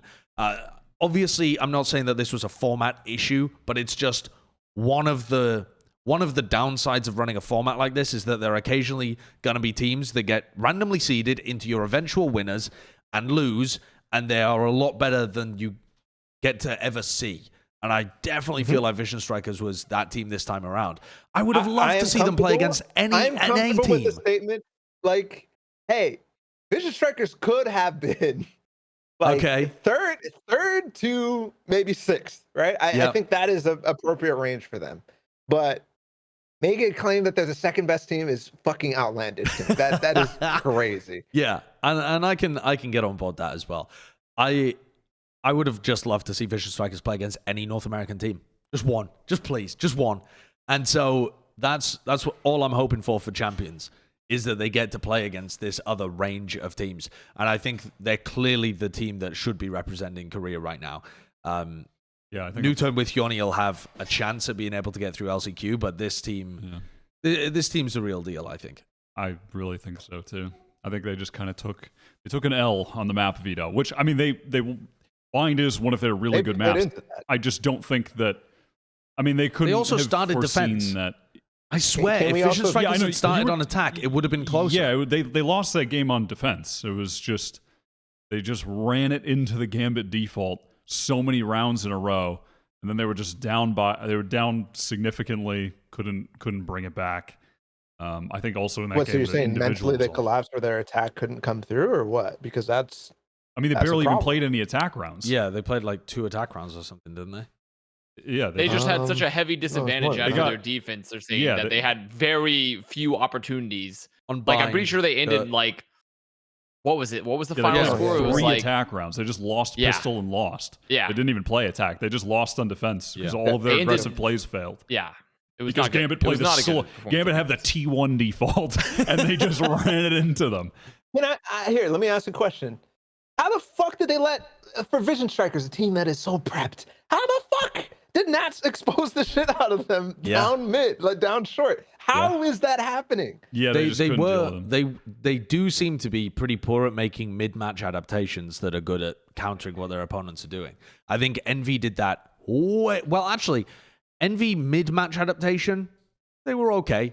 Envy's pre-match adaptations were amazing, like excellent. If you look at that game on Bind with Vision Strikers against Gambit, Nat's got away with everything he did. If you just specifically look at what Envy did, double re-clearing him out of hookah, double re-clearing him out of lamps, putting the Skye in lamps to be able to get constant information, pushing on other sides of the map and leaving short open at various times. They had so many better answers to what was going on in that game. And Vision Strikers didn't do the prep. I think Vision Strikers were thinking that they were just going to play their own game and control the tempo. And they couldn't. Yep. They couldn't. Yep. Can we also talk real quick about killing 6-man and 7-man and 8-man and whatever the fuck man rosters? But please. Listen. Wait, hold on. When Zeta Division played Split and the Brimmy came in, come on. They won on Split when the Brimmy specialist came in. I mean, maybe that's the fucking answer because Chronicle was a Brimstone specialist too in the fucking grand finals. Bars is the people's champion. And you're gonna be this mad, dude. He came in, played the Brimstone like an absolute chad. Yeah, Bars should be starting on that roster then. He can only play Brim though. That's the problem. I really don't like the. Yeah, That's another topic. That's a topic for another day. But yeah, in the current state of the game down. with whatever, like 15 agents, it just seems it's not necessary. But anyway. Well, and specifically about Vision Strikers is, I'm so mad they picked up Lucky. I am so upset about this situation in general. He's just in fucking jail. Like, what is that? And I don't even necessarily think that he was like, oh, the best player in Reykjavik for a new turn or anything like that, because I think a lot of people were making that argument based off of flashy plays with the Odin or whatever and spamming through walls. But still, like, how is that? It just feels so unjust. No, I understand. They only play him on one map. They got 13-2'd on that map. Lucky has some of the worst stats in the tournament. His mental must just be shattered after that event. Yeah. And they brought him on. I mean, it never made any sense because they brought him on as a Sova specialist, and then RB just transitioned into Sova and yoinked his role. It's wild, isn't it? But maybe we'll see them adapt more comps to different maps, and anywhere where King isn't playing, Lakia will. I don't know. But also, when they have King in, it makes such a I swear, King is. He's good. He's so fucking He's good. He's God tier. He's like one of the best fucking Killjoy players I've ever seen. Like, he's so good. Yeah. He's so important to have in the server for them. It's just. Anyway. He's got very good setups too. Yeah. On the theme of ranking the teams, I think it's valid at least to look at the bracket and see if we would rank teams differently based on their performances. So let's do some Berlin power rankings. This is going to be controversial because, you know, there already is a ranking. It's called where they finished in the fucking tournament. But a lot of that is down to RNG. There's the RNG of the initial seeding. Whose group did you end up in? Then there's the extra RNG of who did you meet in the single elim bracket. So there's a lot of different ways in which the ranking listed here could not reflect actual strength, right? I think, for example, Crew making it to the same point as a Vision Strikers team would be a bit of a weird one. I wouldn't have them on the same tier in terms of what we witnessed. But I want to try and take us through this and see if we can get through it. As a way to inject the most EU copium. No. I'm not on the EU copium. I'm not. I swear. I'm not on the EU copium. Maybe a little bit. But I think taking us through this would be a good idea as well, just to see, for example, where we would rank Sentinels coming out of Berlin and that kind of stuff too. What do we got here? Can we pull it up, Kurt? So this is a teams at Are Berlin we doing the entirety of all the teams? The teams at Berlin, we're just ranking their performances at Berlin. Yep, or just the ones in playoffs?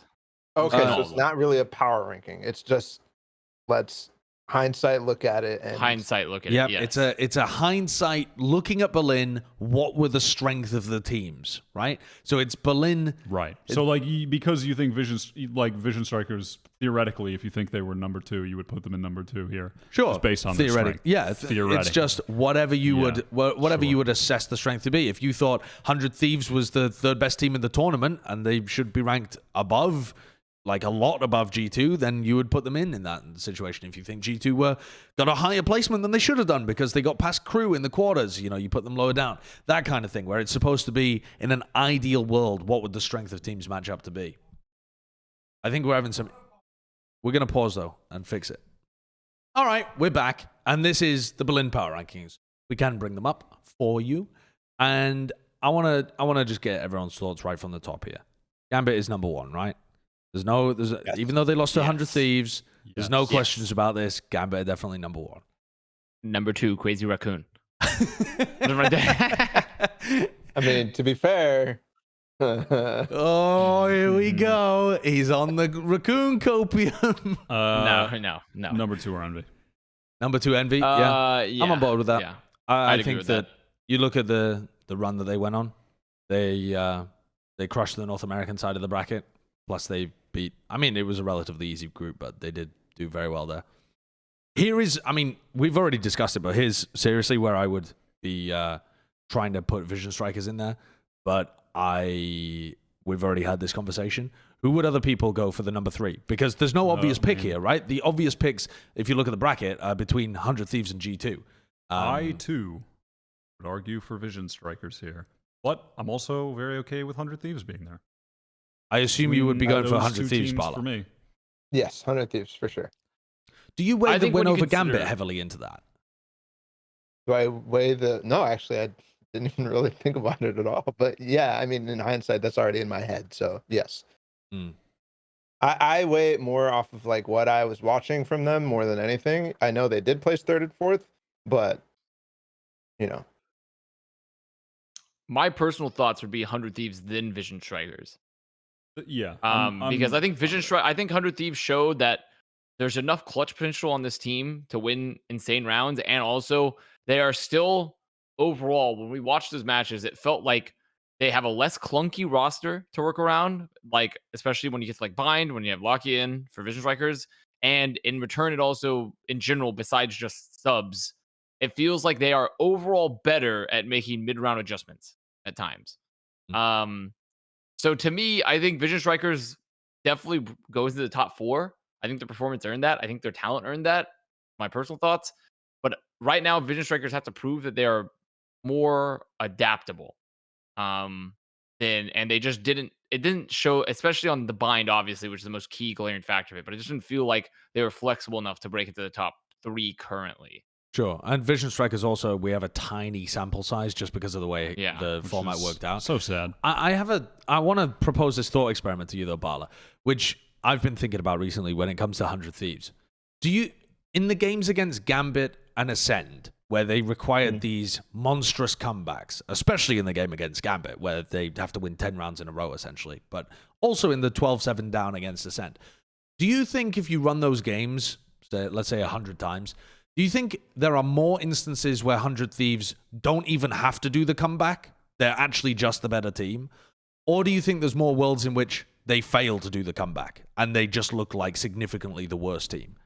Because I tend towards the latter. I think the more times you play that game, the less you get the crazy rounds from Hiko, the crazy performance from Nitro towards the end, and you kind of average out with 100 Thieves having a worse performance than they did at this tournament. But from the way that you're talking about it, it seems like you were so impressed with their approach and their setups and their thought process that perhaps you would trend the other way, where you think the more games you played, the more 100 Thieves would actually not even have to be in position where they come back. Yeah, it's a good question because I think you're right in my initial thought, like about their game plan and whatnot. But the more we discussed about their individual performances, like they just were very inconsistent. And that was the most consistent thing about them. You know? So yeah, I'm in the middle. I think we probably would come out with exactly the type of circumstances more. Well, not exactly, but I think you'd have 50% of them where the comeback doesn't have to happen. And then like 25% the comeback does happen. And then 25% the comeback doesn't happen. That type of situation, right? Where it's pretty even all around. Okay. I'm Maybe always interested 33. Okay. Yeah. Why corrected me? He looked at me. The other teams that you're putting up here with, Vision Strikers in 4th place, the team that is getting shifted down is G2 right now because they did make semifinals. So they're getting underrated here compared to their tournament performance. I assume because they had crew essentially as their quarterfinals matchup, right? Like the only team that they beat on their run really was Sentinels of any team that we were highly rating, and Sentinels themselves did not look like a top 4 team at this event. I mean, something to consider though. Do we want to take into account when we take into account past performance and also the match versus 100 Thieves, do we automatically think G2 takes 5 over ACEND? I do. I think G2 were the I agree. I'm just saying, do we automatically think so? Because I do think G2 ends 5th. Yes. So. Yeah, I think so as well. I think G2 take 5th. But yeah, that's fine. Yeah, I'm. And then ACEND after that. What? Yeah. Yeah. You think ACEND had a better performance than Sentinels in this tournament? I think it's pretty close between the two teams. Actually, I think saying that Sentinels, I would probably, I don't know actually, but I'd probably have Sentinels above ACEND if I'm thinking about it. I thought ACEND looked pretty shaky compared to their normal performance. I also thought the same about Sentinels too, but Sentinels also kind of whacked G2 in their couple of maps to open the tournament, and they ended up getting beaten by at least a significantly better team. I think there's a tier gap between the top 2 and then number 3. And Sentinels getting beaten up by an Envy that was peak form, like on fire, to me doesn't push Sentinels down as much as ACEND getting bullied in that way by Vision Strikers, and then also letting the win slip through their fingers against 100 Thieves. So I would personally have Sentinels ranked 6th out of Berlin. I mean, also, when we go back and look at the matches, too, I mean, the Haven matchup, which was Envy's best fucking map, and were amazingly counter-striked Sentinels, it was still a 15-13 with, like, a legitimate, still very, very good performance from Tins and the rest of the Sentinel supporting crew, even with Sick being shut down at times. And then on top of that, we had like a 13-7 on split. Yeah, it was the 13-7 on split. So I mean that was not good, but that was also just Sentinels doing different shit. The split still looked good before that. It required G2 to come out with some god counter strats to beat them. I think I could agree with that. I just value that Sentinels got a win over a good team on this ranking, and ACEND did not. They beat SMB twice. SMB, the other team from EMEA that looked like they were losing from lack of experience. Yeah. So yeah, I think I'm okay with that 6-7. Okay. Now here's where I want to put Vivo Keyed in 8. I really do. You want to put Vivo Keyed in 8 despite the fact that they lost to Crew? Despite the fact that they lost a close game to Crew. Yeah. Crew, is it really that crazy? It's not that crazy because I think they Crew had a and really Vivo good Keyed showing against Envy. They crushed Zeta Division, who almost beat Crew. And then Crew beat them in a close game where legitimately that was the worst Heat performance he's ever had. At least I went back and checked about a million games, and that was the worst performance he's ever had. That was still a close game that they won, and it required Kesnet to be playing at his absolute mega peak. I feel like Crew peaked crazy in that game to win, and Vivo Keyed in the other games, I think they did enough to earn like a slight edge on a ranking like this over Crew, even though Crew beat them in a close game. I think it just required such an overperformance from Crew. And also a simultaneous, the worst Heat map he's ever played. He did say he had wrist injuries or something. For them to get this win. I feel like that's not that insane. I'm also fine with Crew being an 8. I'm just proposing it. I don't hate the take. I just hate Vivo Keyed for breaking my back point-wise in this fucking event. Yeah. So Vivo Keyed Zeta Division was one of the worst matches I've ever watched in competitive Valorant fucking history. and it was a lot to do with some of what Vivo Keyed was doing. I am shocked that you even proposed this. Didn't they dominate them? You're less happy with Vivo Keyed plowing Zeta Division than them almost beating Crew, and that makes you want to put Vivo Keyed below Crew because of that.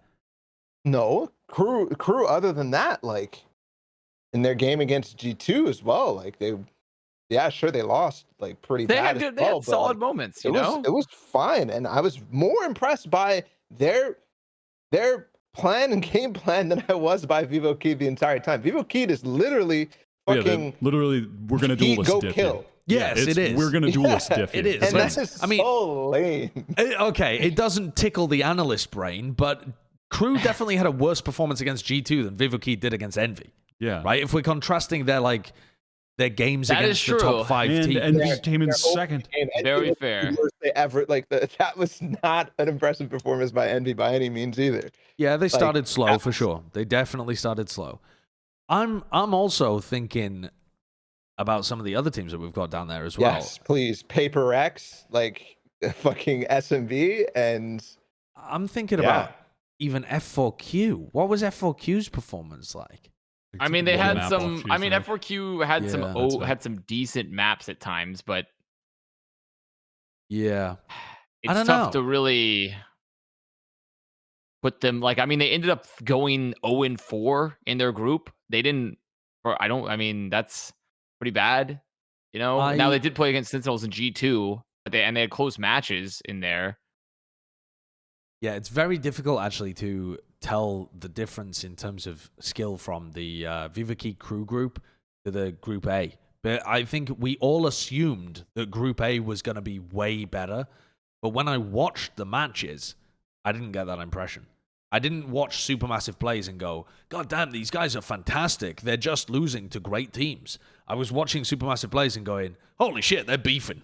They're not playing at the same levels they were online. And so were ACEND on that third map when they played for the second spot in the group. Yeah. It was not clean Valorant video game gameplay. I think F4Q max makes 10th because you have to think about as well. Just think about that team. Like, yeah, do I like Zumba and Esperanza a lot? And I also feel like, Athena had some problems, but like their strategy around Bunny on Raze is very one-dimensional at times. And on top of that, they have 5K, who has been in a very weird situation on that team. He played terribly at Berlin. And he did play terribly, but also I think his whole role in the team is just very odd comparatively to like a lot of the other teams that we're looking at here too. And it hampers their ability going forward, right? And like in terms of ranking them above. So I feel like F4Q max, you could put him on like 10th. I don't think you could put him above 10th. Paper X has to be in the top 10 here. You're capping. I'm not capping. You're capping, my man. I'm not capping. Okay, you can't rank Paper X above SMB, right? Just by virtue of how the performances went in Group A. And okay, well then by that logic, I can't rank Vivo Key above Crew for sure. Like, but the Vivo Key Crew games, there are at least like, I suppose you could say Paper X played a closer game against Vision Strikers if we're contrasting them to other teams they played in the group. But Supermassive Blaze had better performances against like ACEND than Paper X did. Paper X they didn't play against them because they lost SMB. Yeah, I think people are overhyping Paper X based on that opening game against Vision Strikers. I think that opening game, Vision Strikers were not playing their normal game. What is that? Have you seen that amazing copy pasta that came out of that game, by the way? The Vision Strikers coach, I think it was, went into someone's Twitch chat and said, King's mouse broken, blah, blah, blah. Mako lost mouse pad, Lucky a whole gear broke, etc., etc. He was like, I don't know. It was like a whole list of things that had gone wrong and the white noise and everything, and they were just out of the game. I thought that first game was pretty shaky from Vision Strikers, more so than being a step up from Paper X. I thought it was both. And the follow-up game against SMB proved to me that it was not just a shaky performance from Vision Strikers.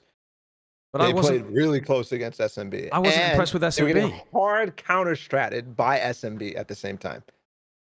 I wasn't impressed by SMB, though. They didn't turn up to this event in the same way that I thought they would at all. I'm not even sure that SMB would have got out of the Envy group. Do you think that SMB would have been... I'm not sure about that either. Do you think SMB would have beat F4Q? Yes. I think that's a close one. I think so. No, I would say it's a maybe, though, and not necessarily a ranking diff. Like I think that's just a matchup diff. Yeah. SMB is just gonna fucking out aim every single one of those guys, and they're also doing crazy shit, which I don't know.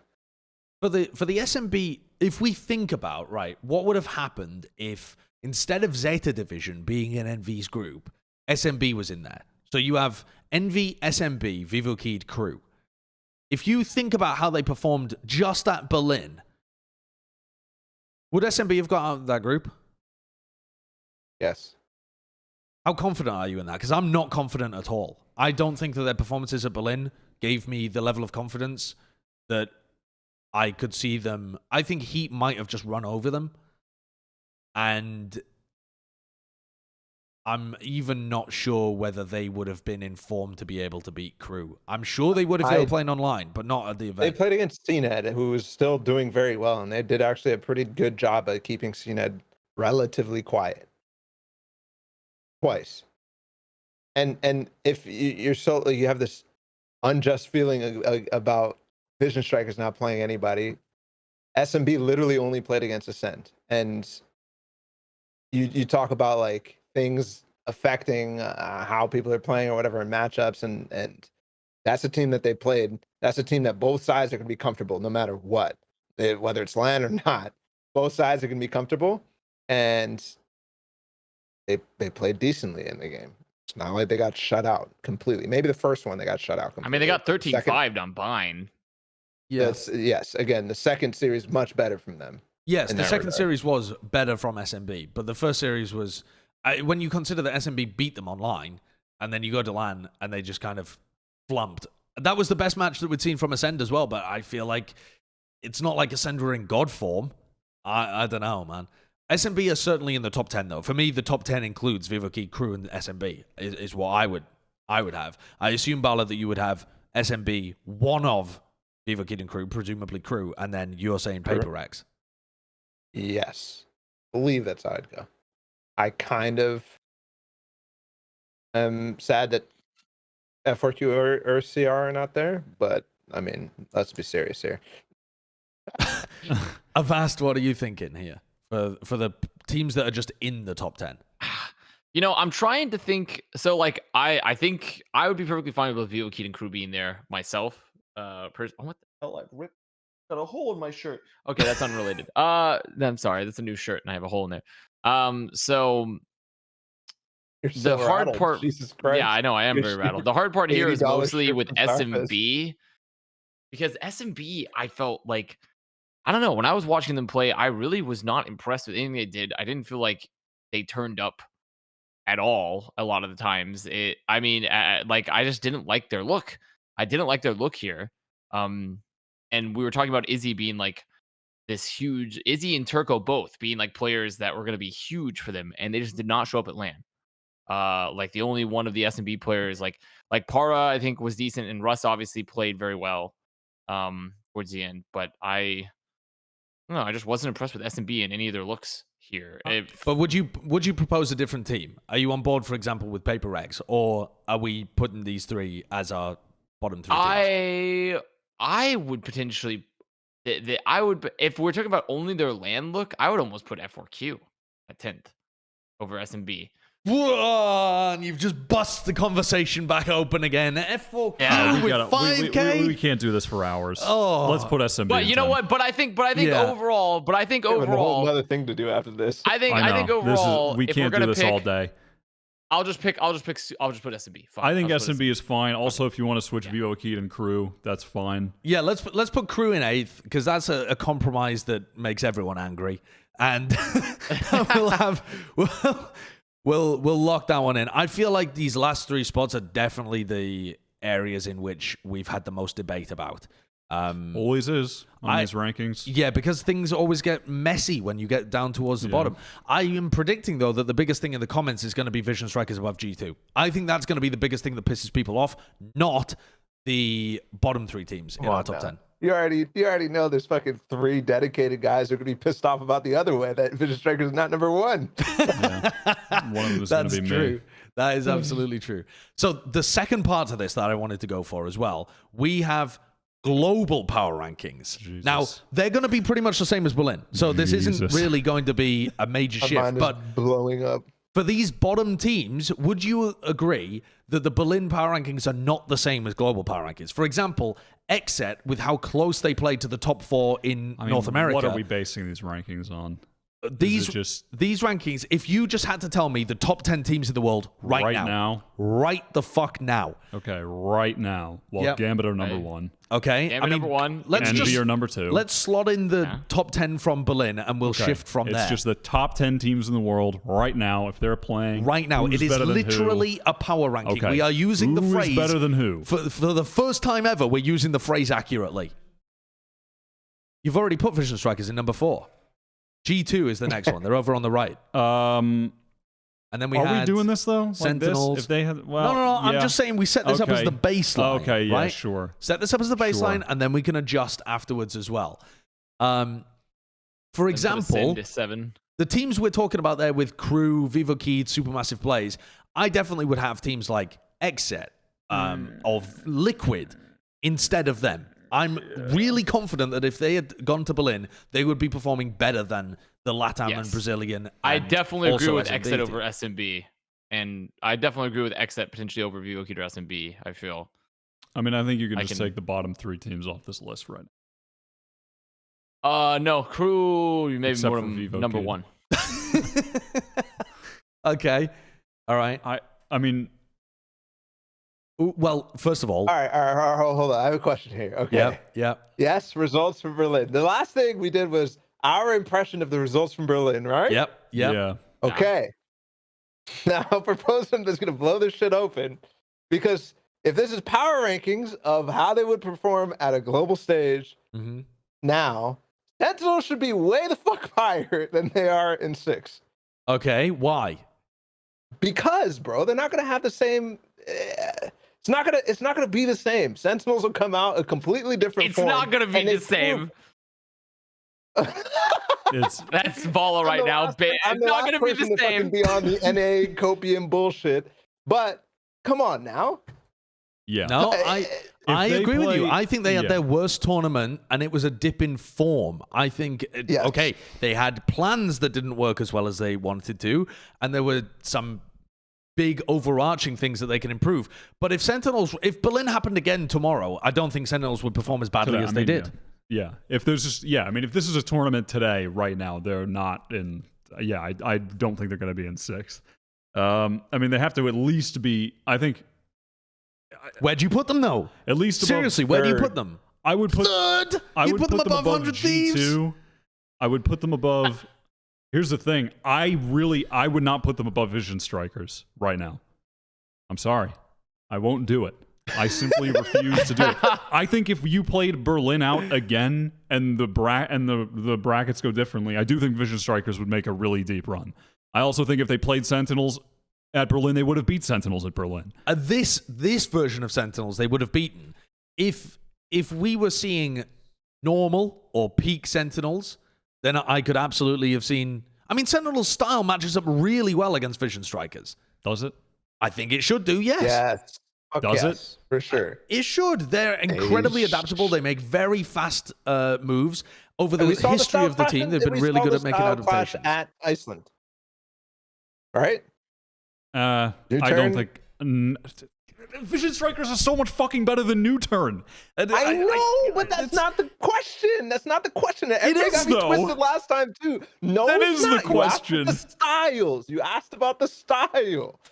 The actual clash of styles was them unbind against Gambit, not what Sentinels would be doing unbind.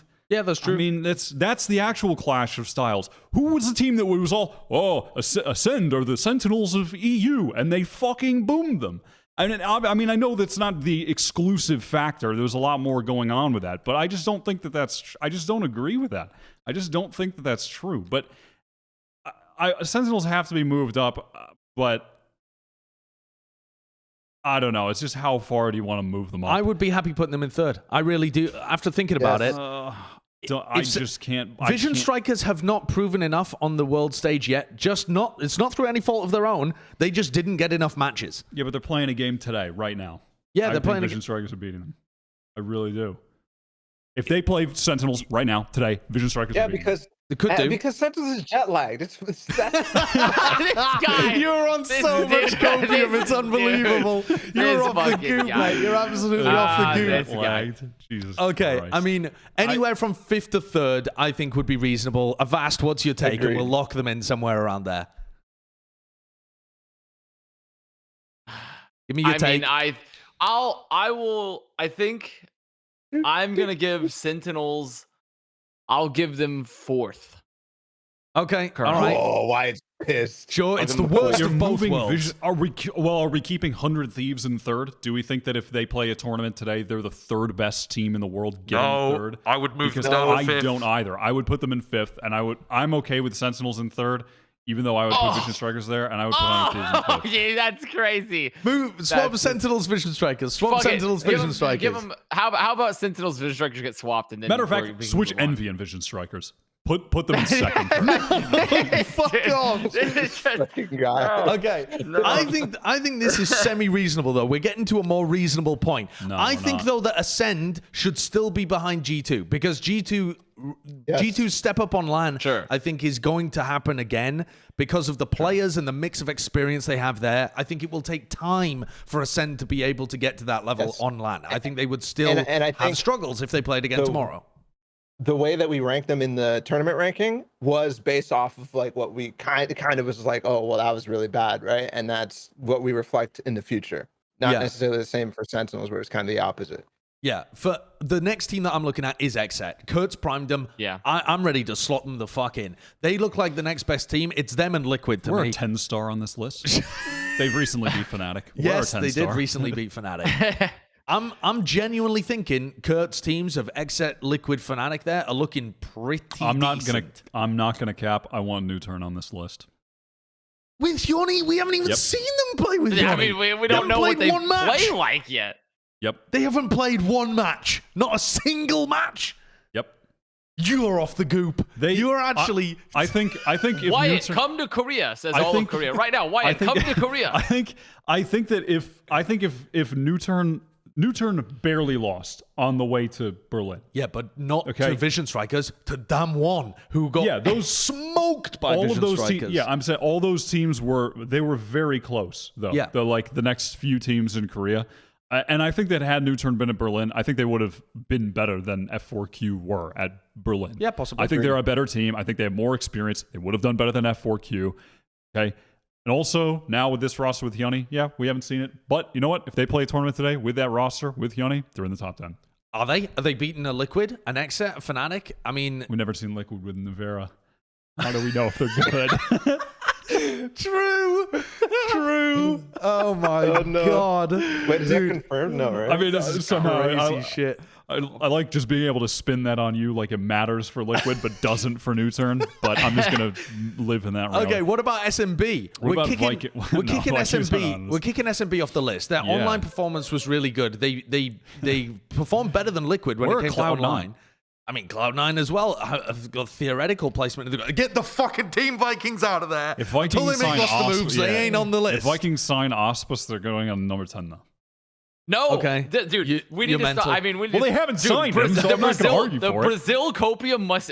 At this point, Yes, we must agreed. stop the Brazil 100% copium. agreed. We must Vivo stop Speed it. was enough, It is bro. over. It is done. Brazil. We cannot overhype Brazil anymore. It is not allowed until Brazil Get shows up Van on the Liberty land. off the list. We can't do it. We're not. Get I'm off not the allowing list. it on this I'm telling you, podcast. I am putting a firm gate. We cannot say Brazil's good anymore until they show up at a land. We can't do it. Which they will do at Can't do Champions it. if Vikings sign off. Okay, sure. Okay. If Vikings sign duelists that get kills, they will be in the top 10. I promise you. But they have to sign duelists that get kills. I might be... as annoying as this is. I propose. Okay, go Balla. Sorry. Giants. Giants... Well, Cut my Giants mic. actually did... Cut the show, Kurt. We can't put Giants in the top 10. Giants did well on their run through qualifier, but... I'm not going to lie. If there's another land today, I'm putting Liquid above Ascend. Liquid above Ascend? Liquid choked the Reykjavik. Not as crazy as I agree. think. Liquid Who were are the you same agreeing as with, Ascend Balla? when it came to Wait, land. Liquid choked. Liquid choked. You're agreeing with me, Balla? No. All right, I like No, that. I am not agreeing with that, dude. They didn't choke that hard, though. They kinda did. Here's the thing. They choked a little bit of like, they had something in their throat, but they cleared it. And that was months ago. They got the experience, okay? Ascend choked literally last week. They're going to choke again. Liquid have no Sova play. There's a Gambit dashed tournament in the today. smoke 10 times in a row and Have you died seen to how good version 1. Nivera's Sova is? No, you don't know how good Nivera's Sova is. You've never seen it. He might not even be playing No, Sova. trust me, I checked his tracker GG. He's going off in ranked. You're off the fucking He's going goop, off mate. in ranked. I would genuinely put, if there was a LAN tournament, we're basing this, there's a fucking tournament today. Who are the best teams? I'm putting Liquid above Ascend, and I think I'm going to put them up. Here's the thing. God, it'll be interesting to see how good Xset are. I might at even put LCQ. Xset above Ascend. But I'm Here's the more thing. happy I to do that believe than in Liquid. Def, but do we believe in the other guys on XSET? Can Def rally the troops? Get Ascend back LAN? up there, Kurt. Kurt, leave it how it was, please, for the love No. of God. It was fine There as are it was. way too many EU teams on this list. Stop moving Liquid up the rankings. There are way too many EU teams on this list. Yes, I think Fnatic should probably not be there. But What the fuck do you want, Cloud? You actually want Cloud9 on no, the list? I'm seriously considering No, not Newturn you, now. Josh. Dude, I he's- really think that he's Newturn got should me be on thinking. this. He's got me thinking it. If Newturn play a I- tournament today with Yoni, they're in the top 10. They probably are. I really as mad think as they that are. is. As mad as that is, you might have But what about- convinced me. If I'm thinking about Newturn's performance at Reykjavik and the fact Yeah. that they overperformed, Lanimals. I mean, they Lanimals. Lanimals, and they have the best. They have the #1 draft pick out of Korea, and the rest of the team are experienced Lanimals. I really think they'd be in the top 10. If I would Yeah, rank but them Jet top just 10. got nerfed. So- Yeah, Oh yeah, true. only 2 smokes. True, only 2 Yoni smokes. boomed. Yeah, Yanni won't We've be able actually to put do anything. Newturn in top 10. Who would you have instead? I mean, it's either Fnatic, Giants, Cloud9, Newturn, isn't it? Aren't those the only 4 teams that are really in the running? Giants are not. We have too many EU teams on this Yeah, I list. think Giants are not. It's either you No, believe Giants in aren't. Fnatic because of Reykjavik, you believe in Newturn because of Reykjavik and their improvement roster change. What have Fnatic's results been online? I know they lost to 10-star in that one tournament. I'm looking. Yeah, but these have been like low. Okay, Fnatic have not done anything recently, so They have not I done don't shit think recently. I don't think Fnatic should be in the top 10 Did right we already now. eliminate Crew? Where's Crew at? Would Crew be in the Yes, top 10? we already eliminated Crew. I don't think Crew would make the top 10. Fuck it. I'll go with it. So Wyatt can go to Korea and be hoisted on the shoulders, and they can take him to a local bar, and he can take soju shots. Like, fine, I okay. mean, they lost a map to Saw, and then they lost to 10-star. I don't think Fnatic can be on this list right now. Didn't watch those games, so I don't know what happened. But I'm just basing it purely off the Fuck it. numbers. Okay. I'm not So I gonna can fight. get Just put Newturn on the in list. 10. Just put him in 10. I think this top 10 is both spicy, nonsense, and I stand by everything. No, I don't yet, though, because Ascend are too high. Ascend are Agreed. not too No, high. They're not too high. I No, can't they're rank them not. if I... How do you know I that can't Exet put- wouldn't choke? And we've I don't- already seen Liquid choke. You're right. That's why Liquid are above. I believe in Liquid. Because they've already believe in, like- choked? Because they choked? You keep saying they choked like they bombed out of the tournament. They just didn't do that well. They came 4th when they had the easiest bracket we've ever seen for them to make finals. Yeah, they just didn't do that well. They lost to a version 1 that had a sub. Yeah, they That lost. looked fucking amazing. Relax, They bro. lost to Chill. lost to peak version 1 when they Okay. were just abusing the meta. Better than any other team. Dude, they I've got- won 98 post-plant rounds against Liquid with lineups. I've got flashbacks of Yampy doing the same thing every round on split. Smoke, dash into smoke, die to someone spamming the smoke. Okay, Yeah. next round. Smoke, dash into smoke, die to someone spamming he the hadn't been smoke. playing the game for that long at that point. He's got more experience. They didn't. Did you see Link's bald head fucking popping off? Hello? Like, Josh, here's the thing. Do you think you should question, be happy with that. was the drop-off of Liquid's online play to LAN worse than Ascend's drop-off from online play to LAN? The drop-off is larger for Ascend, and yet the level they ended at is still higher than Liquid. No. Ascend was so much better than Liquid online. So much better. You can't Wait, argue with online? that. Yeah. So much better. Ascend were like recently online. Ascend were a tier above, and if both teams drop down a tier, even if Ascend drop down a tier 0.5, they're still better than Liquid when it comes to what they actually performed at. You try to convince me. I could buy into that a little bit. Yes. I could buy into that a little bit, but Yeah. wait, what was Liquid's final finish? I mean, it wasn't They even finished that 4th. bad. It wasn't terrible. lost No, to Gambit, online. I right? mean, they barely online. lost to Gambit, who just are in #1 now. Yeah. They Oh, barely fair. lost to Gambit, and now they've made the crucial roster move. Oh, you are off the Nefera's fucking... in the team. You are off the... Scream's brother. You're off the pickle. They have 2 Screams now. Think about how many headshots are going to get hit. Just please put Ascend back in the number 7 position and quit put this Ascend back to segment, please, for fuck's sake. Are we sure we're done with this? What are the other teams? I just want to confirm that this is Yeah, the show us final the list. list. There's no other teams left. that So we're we, gonna Crazy look at. we Raccoon. don't want to put him in. So we definitely What about- we're not putting Giants on. We're not putting Fnatic on. Supermassive Blaze is the big miss. Or at least like the I big just don't. snub. I don't but trust them to perform. If there's another tournament today, I don't trust them to perform. I agree. Yes, I agree. I agree, and I think that it's going to take another LAN event where they do perform for me to regain the trust in the team. I swear there's too many. Too many EU teams, mate. Yep. How many are there? 1, Too many. 2, There 3. should be There's one. 4. There should There's be one. 4. One EU team should be on this list. What is there? There's 4 NA, 4 EU, and 2 Korea. Yeah. I mean, That seems pretty reasonable to That's me. a reasonable distribution, kind of. Kind of. We're a Cloud9. Unbelievable. All right, get us out of this power ranking segment. People always mauled about these more than anything, and I mean, Did we? that's So why are we we do finalize it as a Sin 9? Wait. Okay. is that where they were? Have I been robbed? Yes. Oh, for fuck's sake! Kurt's just been moving them up and don't- down during it. I'm And on okay. top of that, I'm okay I with- just got flashbanged. I'm okay with ACEND being where you wanted them and whatever. Let's get the Put them final back one to here. You 7. can put ACEND in ACEND 7. back to 7. They go back to Hallelujah. 7, There you exit go. 8, That's liquid 9. what I'm there on we go. board for. Fine. That's fine with me. Are we all fine with this? So people can Yes. screenshot. Is this the end? Please Screenshot this. screenshot this. Gambit, Envy, mold Sentinels, about Vision it. Strikers, 100 Thieves, G2, Ascend, Xset, Liquid, New Turn. And this is the React Andy shit that the people wanted. it's right? just, yeah. It's It's not just based if on they played results, a it's tournament based today, on we're just ranking the teams. Opinion. All right, that brings us to our final and most important segment of the week, Yep. which is, of course, Wyatt's Weekly Award. Hey, bro, pass the sticks. It's Wyatt's Weekly Award. Yeah, there it is. This week, the weekly award Dirty controller player. is going to go to the Berlin stylists. That's who's winning the award this week. We just came out of Berlin, Yep. the biggest tournament ever in Valorant, and Yeah, you one have of an the- award, and you're giving it to not a player. Yep. I mean, out of all of the esports events that I've seen, that was the best styled event, without a doubt. Balla was absolutely dripping like a fucking faucet on those weatherman segments.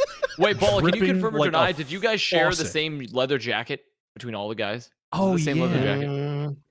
I think there was some sharing, but I didn't wear a leather jacket. I Okay. don't think anybody Making except sure. Sean wore a leather jacket from the guys. Oh, there was a lot of No, leather Doug jackets. did. a lot of leather going Doug on. wore his own leather jacket. Of okay, course I see, Doug I would see. have a leather jacket. Yeah. Anyhow, and I was under the impression, like, looking at some of these tweets as well, like, they were hand making clothes for talent. Yeah. That's fucking sick. like I think like 50% of Yinsu's fits were handmade by Mina. Wow. Yeah, Really? all of the outfits were great, but I think the women's outfits were fucking amazing. They were killing it. I was blown away by that every day. Valorant I was at the Met actually Gala. blown away. It was very cool. Yeah, that I was really impressed by that. I mean, I suppose that kind of touches on just like one of the details of the production generally. That made it really an excellent watch. I did But- wear chains for the first time, so it was cool too. Yeah, I was. Everyone was stealing Wyatt's strip. Everyone came out wearing the chains. Doug was wearing the Everyone chains. painted their nails too. It's fucking I know. unbelievable. Everyone. No, copied I Wyatt. really, I was really impressed by it every day, and it's so cool that they were making pieces for the talent. That just blew I me didn't away. realize that. Yeah, it's That's so cr- cool. that is crazy. It is so cool. So that's where my weekly award is going. Yeah. All right. Sweet. Coming off the biggest tournament ever in Valorant, Wyatt gives the award to the stylist. Who was I supposed to give it to? In honor of Bryn. Nats? I mean, I like a Bryn cool, style man. award. That shit Yeah, we need to handmade. give Nats more props. The unsung hero of Gambit, Nats. Okay. Fair enough. Dang. Fair enough. No pictures of me. This is bullshit. Dude, where's the Balla pics? Where are the where- Balla picks? where Where are are the I really Balla liked. pics? I liked your salmon coach on, Mina. jacket. That Yeah, it was nice. I That wish I could jacket. take that one home. Listen, you're ripping. Just dripping. like a Absolutely faucet. dripping. All right, well, that does it for episode 61. There are so many topics that we have saved until next week. And then there's LCQ previews and all sorts. The action does not stop. Thanks again to everybody who became a member this week. Obviously not going to read out all of the welcome to member stuff. It's just like Let's read hundreds out of about them. 350 members right now. Let's read that out. But we do very much appreciate anybody that's been supporting the channel during Berlin, and continue to watch all of our stuff as we head into LCQ and get ready for another co-stream. We'll see you again next week.